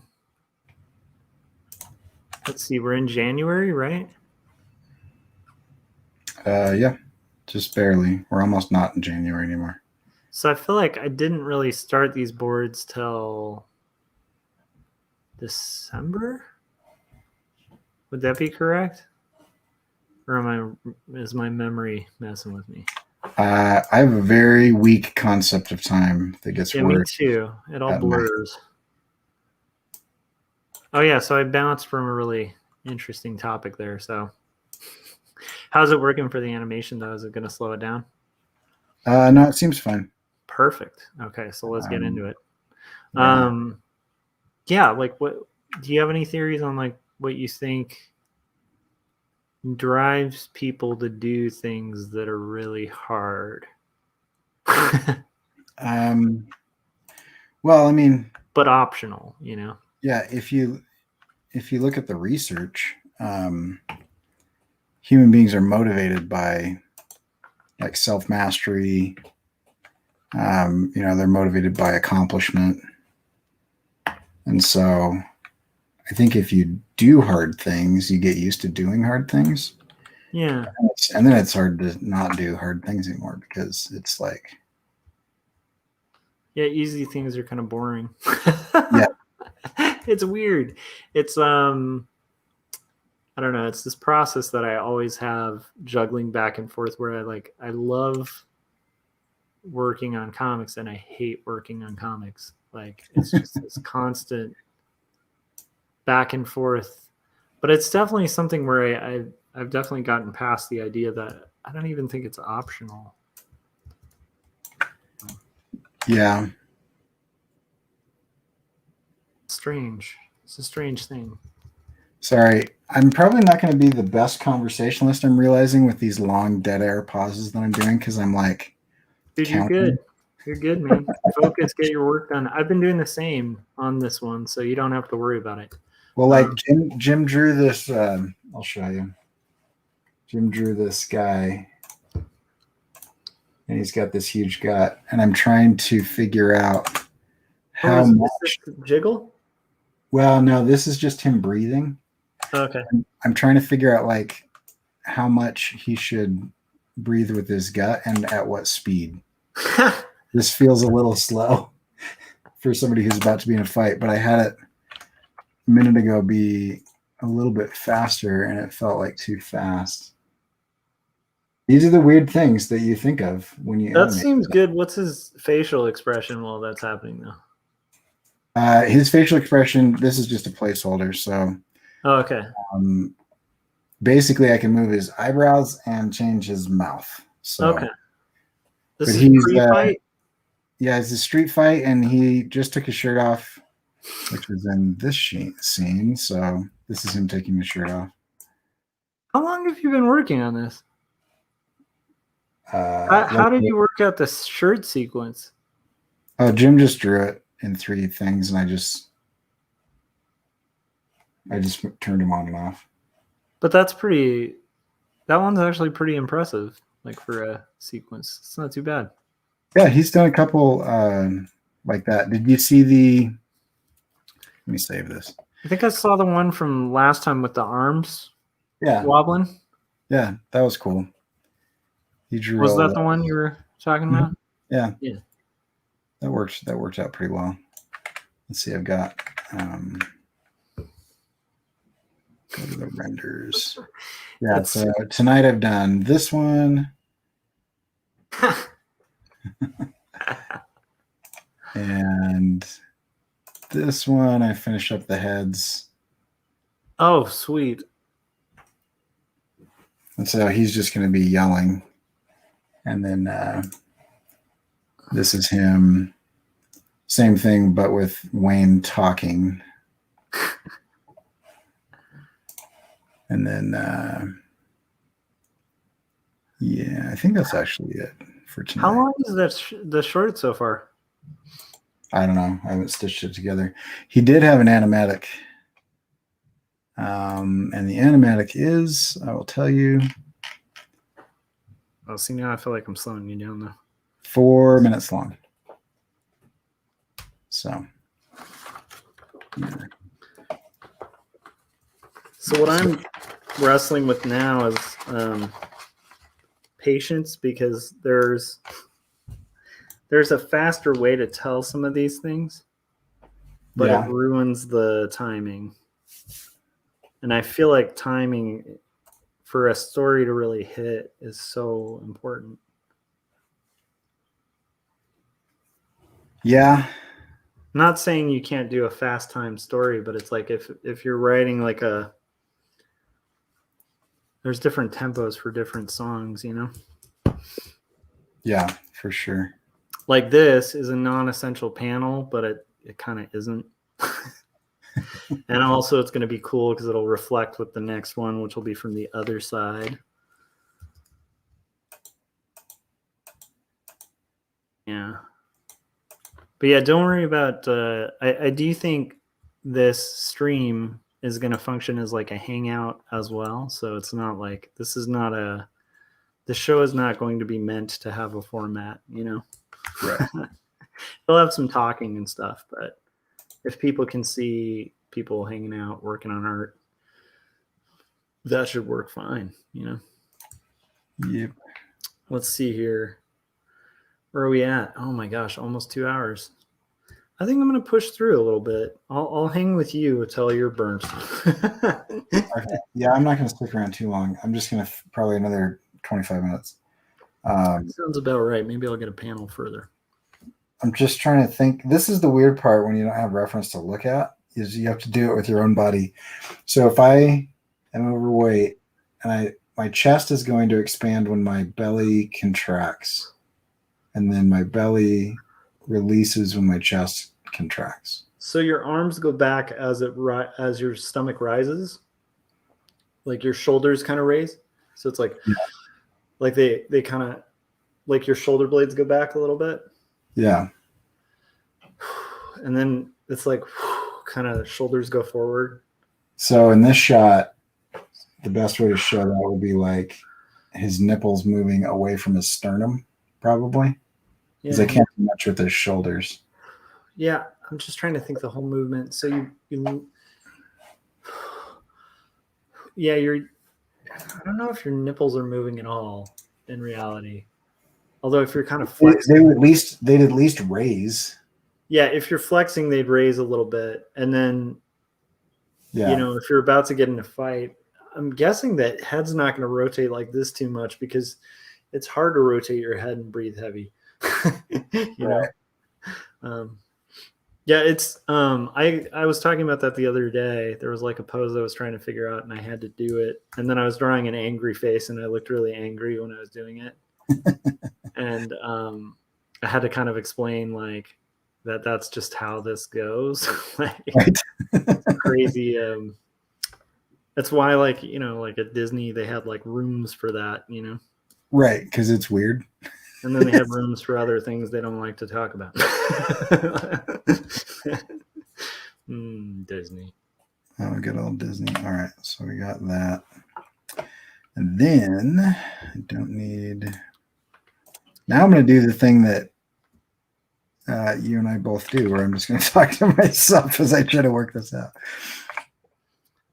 Yeah, I have that problem on here. I've been trying to not read what I'm typing, but when I type, I have to read. It's kind of a weird thing. Another weird, quirky thing with reading and talking and stuff is when I write like a speech or a script or a short story, like one of the most helpful things for me is to read it out loud to someone. Uh-huh.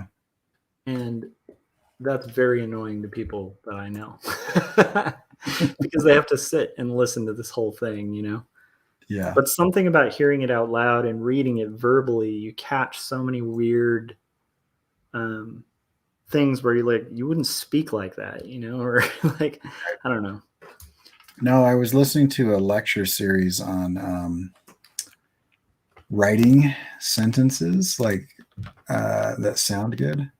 I can't remember what the series was, but that's basically what he said. He said there's no like rule, but in essence, if you can,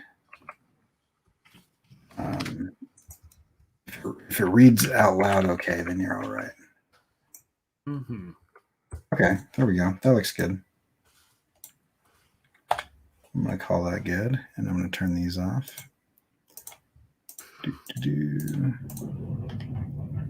Okay, so here's this.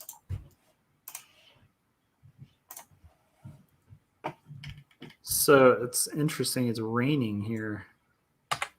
Oh, that's crazy because you guys have been in kind of a drought, right?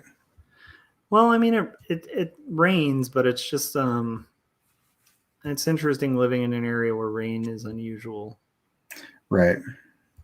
Is there rain in Idaho? I can't imagine there being much rain. I don't know. Yeah. Maybe there is. It rains. Because it is a really green area, right? It's actually a high plains desert. Okay. Where I So live. my knowledge, once again, of geography is very lacking. I don't really expect anybody to know anything about Idaho, but where I live is a high plains desert. It's not super green, but it does have a lot of precipitation. I mean, not a lot, but I mean, it snows quite a bit, and then it'll rain a little bit, kind of going into and out of the snow season.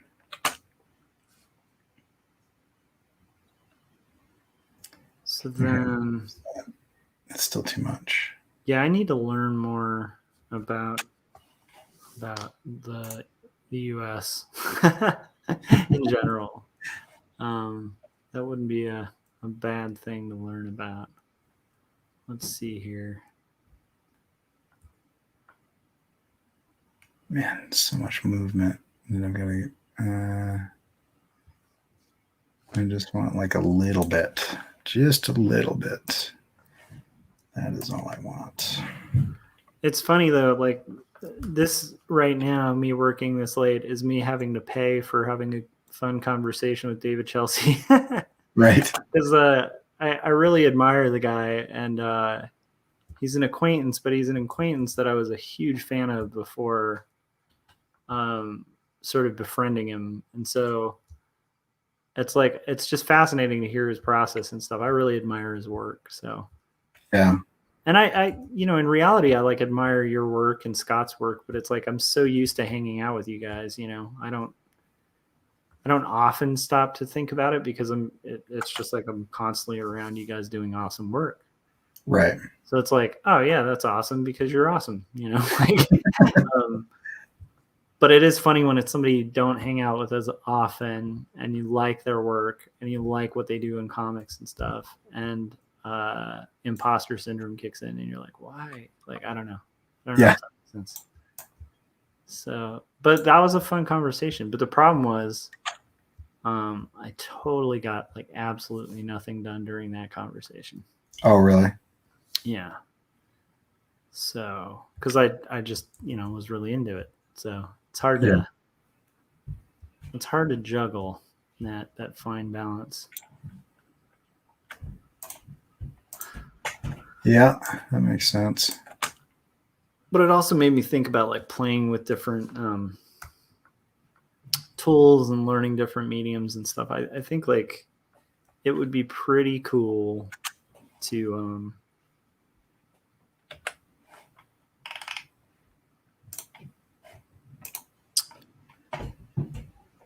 like learn like 3D design and stuff, like 3D sculpture, all that kind of stuff. Oh yeah. But it would also be cool to learn how to be an Olympic swimmer, and it would be cool to do a lot of things. You know what I mean? I have seriously almost gotten into like sculpting and resin casting and stuff like that like so many times. But I just feel like it's such a divergence from my core competencies that I would like, not that I'm scared of doing it, but just be such a divergent thing that I wouldn't get anything done for a while. Like a long time, I think. Yeah. That's kind of my hesitancy too. I was kind of saying at the beginning of this stream too that like I'm a person who like I learn by necessity. Right. And so I have to have like a real desire to achieve something particular in order to learn something. I don't know if that makes sense. Unless it's just like random facts and history and stuff, then I'm like all down, all about it. But if it's like learning a skill, I have to feel like I need it for something. Yeah, I mean, I think that's the benefit of projects. Is shoot, it just forced. Where did that even go? I've met some people who are like project based. Like I've actually met some people who are not project based learners. And that's very fascinating to me because I think it's pretty rare. But there are some. Yeah. I also think it's depends on the discipline as well. Like the type of activity. Yeah, and I think it also mixes with that person's past education too, because I think the education system, not always, but sometimes like they push. I don't want to be one of those people who's overly critical of educators because I think overall, like I actually think we do a pretty good job, given the resources that we get. Yeah, I think the education system generally is broken, and I don't necessarily think it's the teacher's fault. Yeah, that's kind of my take on it too. But I do think there are some teachers who do kind of spoil the pot a little bit by not doing project-based learning, and so it's like very like rote learned. Right. And that's luckily that's like I think most like teachers now are not as prey to that as I think they might have been when I was younger. But I do think there's that step-based learning, and that's it, where it's like, or rote learning, where it's like you're learning a bunch of names and dates and you have no idea why, and you'll forget them a week later. Yeah, I'm teaching a 100 level class for the first time in a couple of years, and I had a student in my office hours today, and she was like, "It's amazing to take a class that I'm like excited about," and I was like, "Yeah, it's pretty cool." And then she's like, "No, but I mean, like, like I'm not memorizing stupid stuff that I don't know why I'm memorizing it." I was like, "Yeah, that's project-based learning." But it was sad because she was so excited about how rare it was. Yeah, isn't that weird? That that shouldn't be that exciting. I mean, it's cool that it is, but it shouldn't be, you know? Yeah. 1 second, I gotta see if there's dialogue in the shot. Little guy's gonna get hurt. Oh, I'm gonna bust you up, you little freak. Dude, Oh, if we're gonna fight, let's fight like real men. Take off our shirts, OG style. Hold on, please. I don't want to take off my shirt. Hey, bro, take your shirt off, bro. Go ahead. I don't want to take off my shirt, that's all. Come on, man. Take your shirt off over it. I don't have. All right. Take my shirt off. All right. and then he takes it off. Ooh, that ain't a good look. Okay, so he doesn't talk. Good to know. Sorry. Carry on. So glad you paused it for that, because Jim's Jim's voice acting is pretty great. Yeah. Yeah, he's a pretty funny dude. Yeah. All right. So now, left side turn. Yeah, I don't know. I think my daughter's got a teacher right now who won't watch the stream, I'm sure, so I can talk about her, but holy crap. She does not want to be doing the job that she's doing, and I'm just like, can you not take that out on the kids? Yeah. It's like, I'm sorry that you're not happy with what's going on, but like, and she's one of those people that like what my daughter is saying and what she says to us in parent teacher conferences, like, don't mesh. She's like super complimentary and like really like, oh, we love Scarlett and she's great. And I'm like, really? Because she tells me at least once or twice a week that she's sure that you hate her guts. Like, and that's not like a common thing that she says. Like, she doesn't walk around saying that adults hate her. Yeah. So anyway. Dude, that's it's got to be hard to navigate. Yeah. It's also weird because this is one thing I've wondered about with parenting. I think there might be value, as much as it sucks. And this is just a speculation. I have no idea. But to sometimes, like, I don't know. I'm curious. But to sometimes, like, have your kids ride it out with a bad teacher, because they're going to have a crappy boss at some point. You know, like, it's like, I actually feel like that skill might be a good one to grow. So, like, not to back or defend bad teachers, because bad teachers should be held accountable, and there's, you know, but Yeah. but I do think there's some growth in learning how to navigate an authority figure that sucks. Yeah. We're kind of the opposite of helicopter parents. Yeah, you guys definitely seem not helicoptery at all, you know. Yeah, we stay pretty out of it, try to coach her through things. But there has been times when we've almost stepped in with this one. The hard thing is a lot of her teachers, just because of the city we live in, are like new. Like they just graduated. You know, they're kind of waiting for their spouse to graduate. And so they're going to teach for a couple of years before they move. And so we're getting them like fresh out of college. That's happened a couple times. So unseasoned. Yeah. Well, and just, you know, like, I don't want to criticize, because I literally don't think I could do that job. I don't even like college freshmen that much. Yeah, it's hard to do. So I mean, I don't know how they 6 navigate. hours a day with like a bunch of 11-year-olds. That sounds awful. Yeah. But then again, you know, there's a reason you're not doing that. Right. You know, it's tough, man. It's tough. Yeah, I feel like navigating that is not something I'm looking forward to. We had like one bad experience with, not really the teacher though. It was just more like admin. Yeah. But so far we've lucked out. But then again, it's like, He's had 2 grades, so there hasn't been like a vast opportunity to deviate. You know, I think this would kind of trying to remember this layout. Okay. Yes. That was correct. Okay.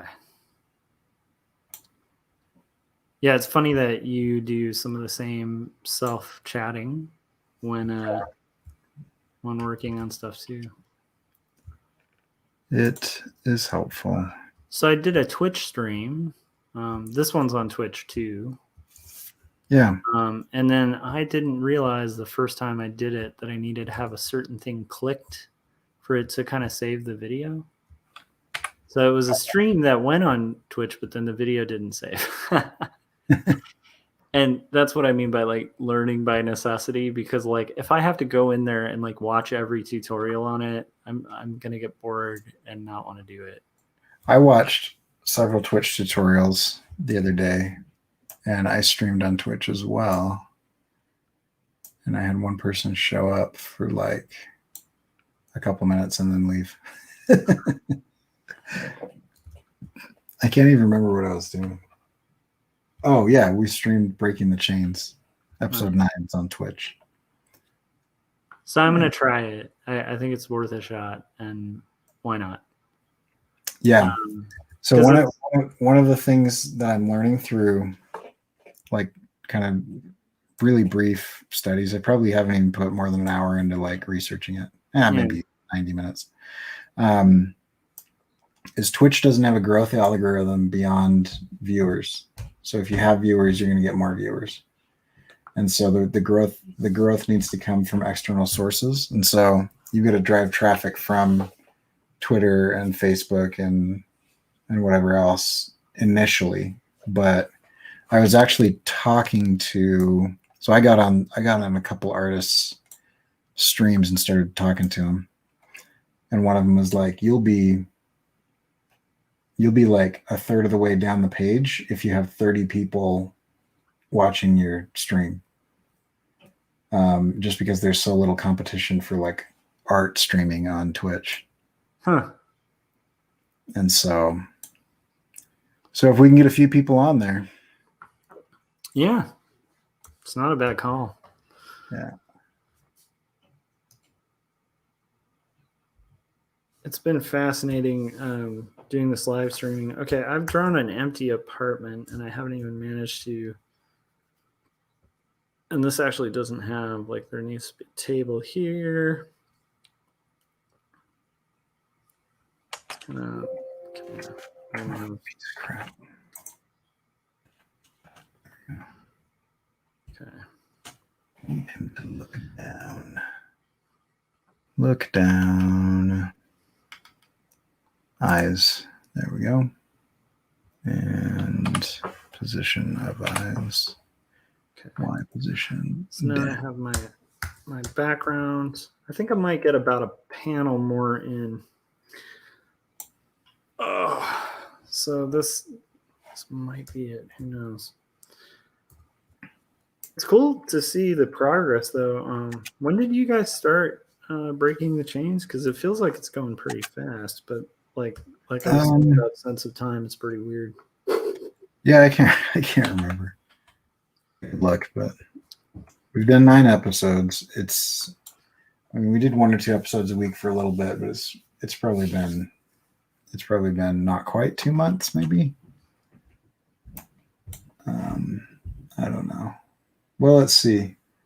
It's week 4 of the semester, so maybe 6 weeks, I think, is my guess. Okay. Maybe 6 weeks, maybe less.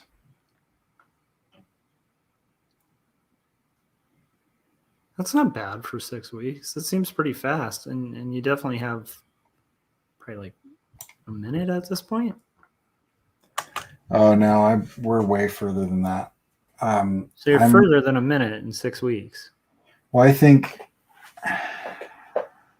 I'll probably be done in the next week and a half, and then Wow. The rest of it will be Jim editing everything together and whatnot.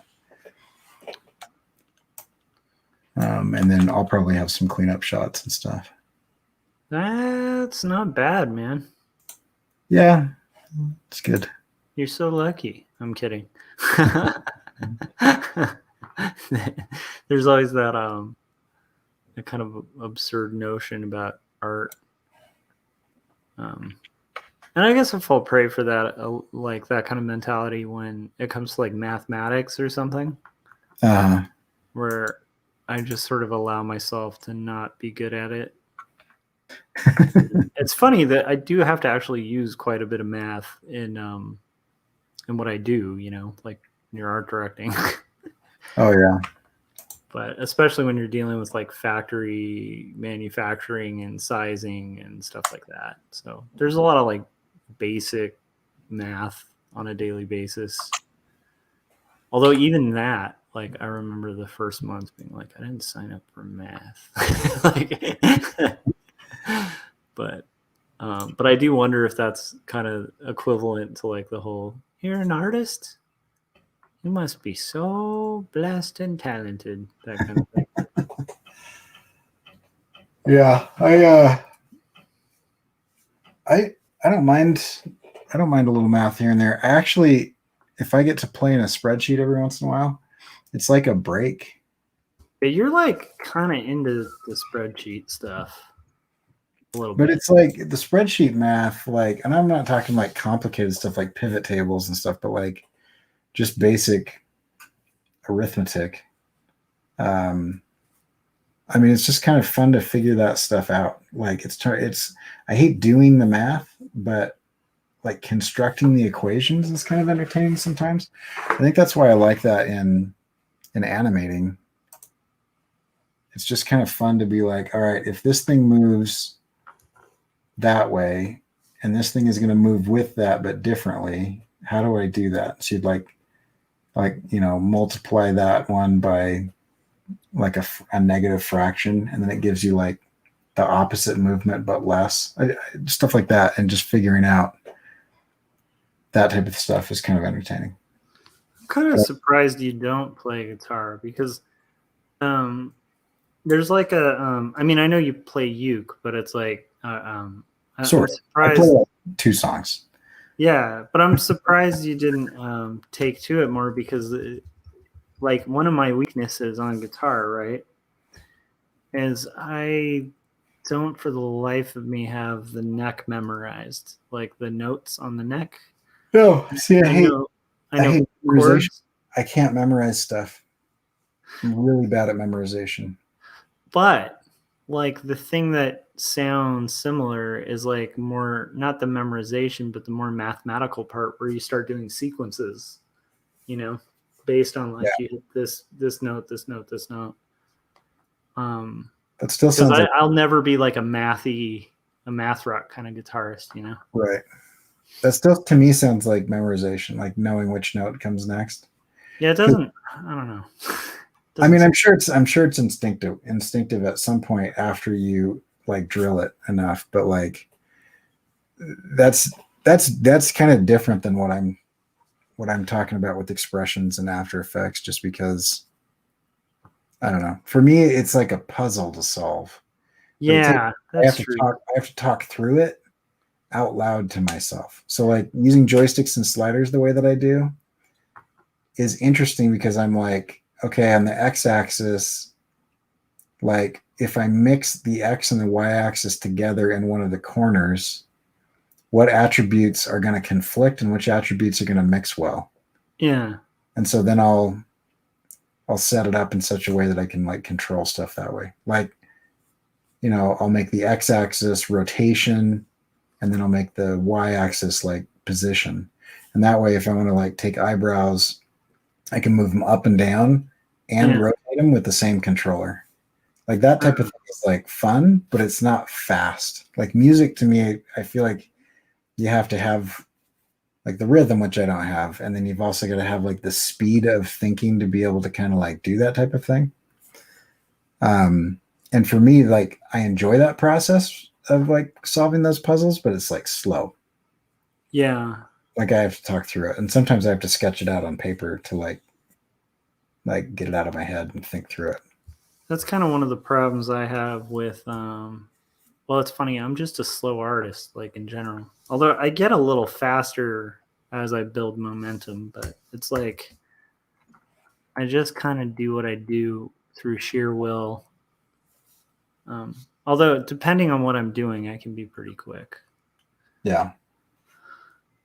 But in general, like this kind of thing where I'm thinking out a sequence, it's like I think part of why they take a while is like I'm trying to think of beats and scenes and like how to best represent it, Right. best position things. Now, I've heard a lot of comic book illustrators describe kind of this process, the roughs or the thumbs or whatever, as like the most like analytical part of it. Yeah, I mean, I would say it's, yeah, I agree. It is. Although the penciling is like that too, because then you're really having to think about like form and anatomy and all that crap. He wanted, okay. So this is a silent panel. Why am I looking at the script? Okay, here we go.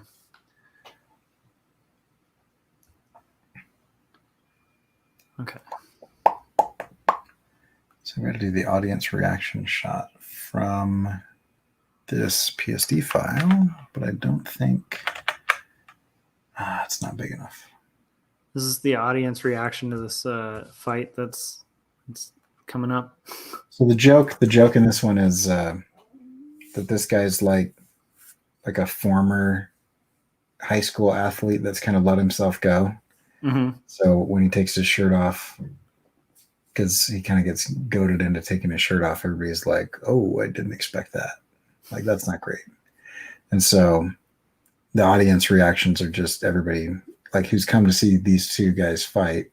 They see this guy, the one guy with the shirt off, and they're all like, "Ooh." So that's kind of the joke. But but Jim did the animatic, and so now I've got like the timing and which shots are being used and all of that. So good to have a map, right?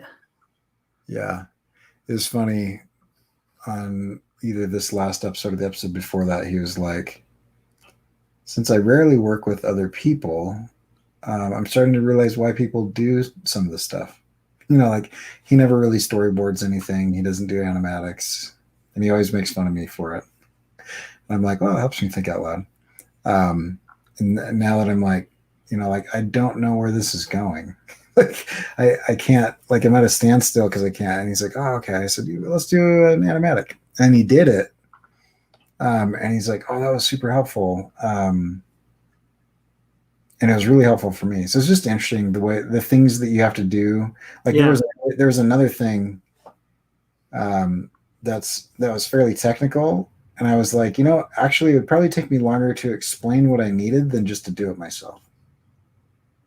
There's just certain things, and and there's stuff like that with him where I haven't even bothered asking him about dialogue or pacing or anything like that, because he's just it would take him longer to explain it than just to do it. Yeah, that makes sense. So anyway, that's an interesting point, though.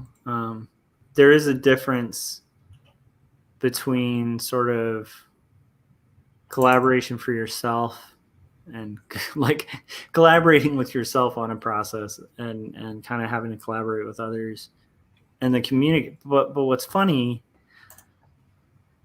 is it kind of does tie into, like, I've found that usually the right way to do it when collaborating with people kind of ends up being the right way to do it when doing it on my own. Maybe except for to a certain extent. Yeah, I mean, there's certain things that aren't necessary, and the main thing being like no boardrooms. But I do think like there's some things that are more efficient. Like to me, I've done comics without a map and no objective, and I know where that goes. Right. It's like, but then again, I also know there's a lot of cartoonists like who are brilliant and don't need that map. So Yeah, and there's also we were talking about storyboarding. Boards that I do for myself are drastically different than boards that I do for other people. Well, dude, if this were like my thumbs the way I was doing it on the last book, this would be like chicken scratch on a napkin that I maybe post a picture of on Facebook. So are you doing it that way because you're going to skip a step? Or are you still going to do roughs and tight and then ink? I mean, so this is kind of a halfway point. So it should save me a bit on roughs. So I should be able to get a little tighter on the pencils, like at the get-go. Yeah, right. That's what I was asking. Yeah, it'll also help me work out lighting, and it's going to help me when it comes to type, because when I do like the little thumbnail things, I often miscalculate how much space the type is going to take. So I'm writing it, and it's still really inconsistent in size, but it's a lot closer to what it will be than the crappy noodly roughs I usually do. Yeah, that makes sense. These are still crappy and noodly, but there's a couple areas where I think this is going to help a lot. It'll also help me better visualize the sequence. So like in real time, I can kind of change up stuff if I wasn't happy with it in retrospect. Yeah. When I get to that stage of kind of blocking out the panel frames and stuff in Facebook. I'm also, it's funny because I'm usually not in a super negative mood, but tonight I think I'm in an extra negative mood because I'm also just getting I was getting bored of that, of creating that sequence that was all phones. Oh, right. Which is lame because it's really essential for the story, but it's just like I was like, I don't want to draw another phone. Which is actually kind of good because that like boredom, I know it's weird, but like I wasn't bored with the story. I was just bored with the repetition, Right. But boredom can drive you to do really interesting things too in those processes. So, and I'm also really excited about the sequence coming up because it's going to have like a lot of weird paneling. That's cool. Some like instruction manual level stuff. So, okay. Let me bounce something off of you and you tell me if you got any ideas. All right. Okay. So in the next installment of From Hell's Heart, Ahab and Ishmael are going to be having a conversation. And normally, if it were like the X-Men, it would be like a fist fight. You know what I mean? How they have like these conversations in the middle of like a big group battle. Mm-hmm. But they're probably at sea in boats because they have, like Ahab's got the Pequod and he's got his like crew. And I think I'm going to have Ishmael also gather like a crew, basically to kind of thwart Ahab or something. I don't know. I'm trying to figure out an action sequence that can happen during this conversation, but like there's no way for them to talk to each other on different boats while they're like firing cannons and stuff. So a conversation. It's more like the James Bond villain explaining his plan from a boat. It could be on a boat, but basically, I mean, the initial story, right? And they're like Ahab is releasing Titans. He's explaining why, but like, I don't want the entire issue to just be two people talking. So I'm trying to figure out actions that can be happening during this conversation. So, I mean, the most obvious one I can think of is to montage it. Yeah. I mean, that was most of the first 4 pages, though. Yeah, and you can overdo it with montage. So, and then, there's inevitably going to come a point where you have to show and not tell. Yeah, and I had also thought of the idea of like having like a letter of correspondence, like they were writing back and forth, and we're like doing the Watchmen thing where you're seeing stuff happen as you're reading the letter. I was just gonna recommend that sequence. I should have figured you'd know, but like that's one of my favorite uses of the letter device is like the whole thread of like that C story like throughout the whole. Yeah. I mean, I reread that recently and was just like, what the heck? This is too good. That's one of those ones I have to like take it easy on reading too often because it'll just make me not want to make anything. I like it. I also get super bored of the 9-panel grid. Of the what? The 9-panel grid. Yeah. Well, that's the interesting thing here is like I'm using a 9-panel grid, but selectively. Right. And it's really, well, then again, I mean, Watchmen does it brilliantly and purposefully, but one of the reasons I'm using it for this is to create a monotony because it's supposed to kind of hit like this beat after beat after beat. And then, have a little bit of release, but it's kind of like a climax type thing. So I feel like the tempo has to pick up. It's weird, but I almost like I sometimes think of panels like music. Yeah. And so like the larger the panel, like the longer that note is. And the longer a sequence, like the longer it's like you're kind of holding or having sustain or something.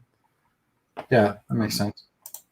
Well, like, I mean, Scott McCloud describes it as, space on the page equals time. Yeah. So the bigger a panel is, the more your viewer sits with it. I do agree. Like, I think you can't just stick to a 9-panel, and that's coming from somebody I like 9 panels. However, I think if you're Dave Gibbons, you can do whatever the hell you want. Sure, because he does use that. I'm not criticizing the book because I think it works really well, but also almost to the point of being pious is the wrong word, but like, I don't know. It's just like they just so rarely break that mold that it's a denser book. It takes longer to read. It's a slower read because it's a ton of conversations. There's a few action sequences, but for the most part, you don't realize that you're reading a bunch of conversations. It's just, I don't know. It's a pretty dense book and a slow read because of that. Yeah. But I mean, obviously it's incredible. I'm not saying it's not, but what is in those 9 panels is pretty brilliant too. Oh yeah. Sure. I like Moore's writing, but I do feel like Gibbons gets the short shaft with that. Sometimes where I don't know if people are aware of like how much he made that comic a different level. And I mean, Moore is a huge part of that, but if you had a different cartoonist on that book, I don't think it would have been like what it was, Oh, it would have been different. It is interesting though, because Moore is so detailed and spells things out so much in his scripts. Yeah. Like, he's not like a normal comic book writer. I mean, he's like, you wonder, would he be fun to work with? I don't think so. Because that actually sounds like a nightmare to get a script where it's like panel 1, so-and-so's on the left-hand side casting a shadow on this. Well, and you've seen his scripts. Like he'll even sketch out blocking. Like he'll thumbnail it for them a lot of the times. So anyway, Moore is kind of brilliant though, but yeah, he's also nuts. Yeah, but kind of fun nuts. I feel like you need nutty creators that are kind of insane. Okay, well, I've rendered what I wanted to render, so I'm gonna go to bed. Yeah, I think I'm going to call it 2. So, yeah, thanks for coming and hanging out. To everyone in the chats and well, the small amount of people who joined the chats today, I appreciate it. It's fun to hang out. It's fun to get this done. For anybody watching after the fact, feel free to hop on my stream probably tomorrow. I might be streaming tomorrow. Who knows? But likely I will because I'm working on this book until it gets done. And what book is that? The sequel to this book, which you should order. 2 stories. And my buddy here is Corey Kerr, who you should know from the 48-hour art check. And you should go check out his work as well. And check out, oh my gosh, Breaking the Chains with Jim Lujan on Corey's YouTube channel. Thank you guys for bearing with us. And I'll probably see you tomorrow. And hopefully with more energy. And I'm hoping a little earlier. But you gotta get some sleep, take a nap or something. yeah, I mean, I need it, but I do have to work in the morning. So I will see you guys probably, but I will imagine, I do imagine that it'll be a little earlier in the night. But I thought that yesterday too, so who knows? All right, have a good one, Corey.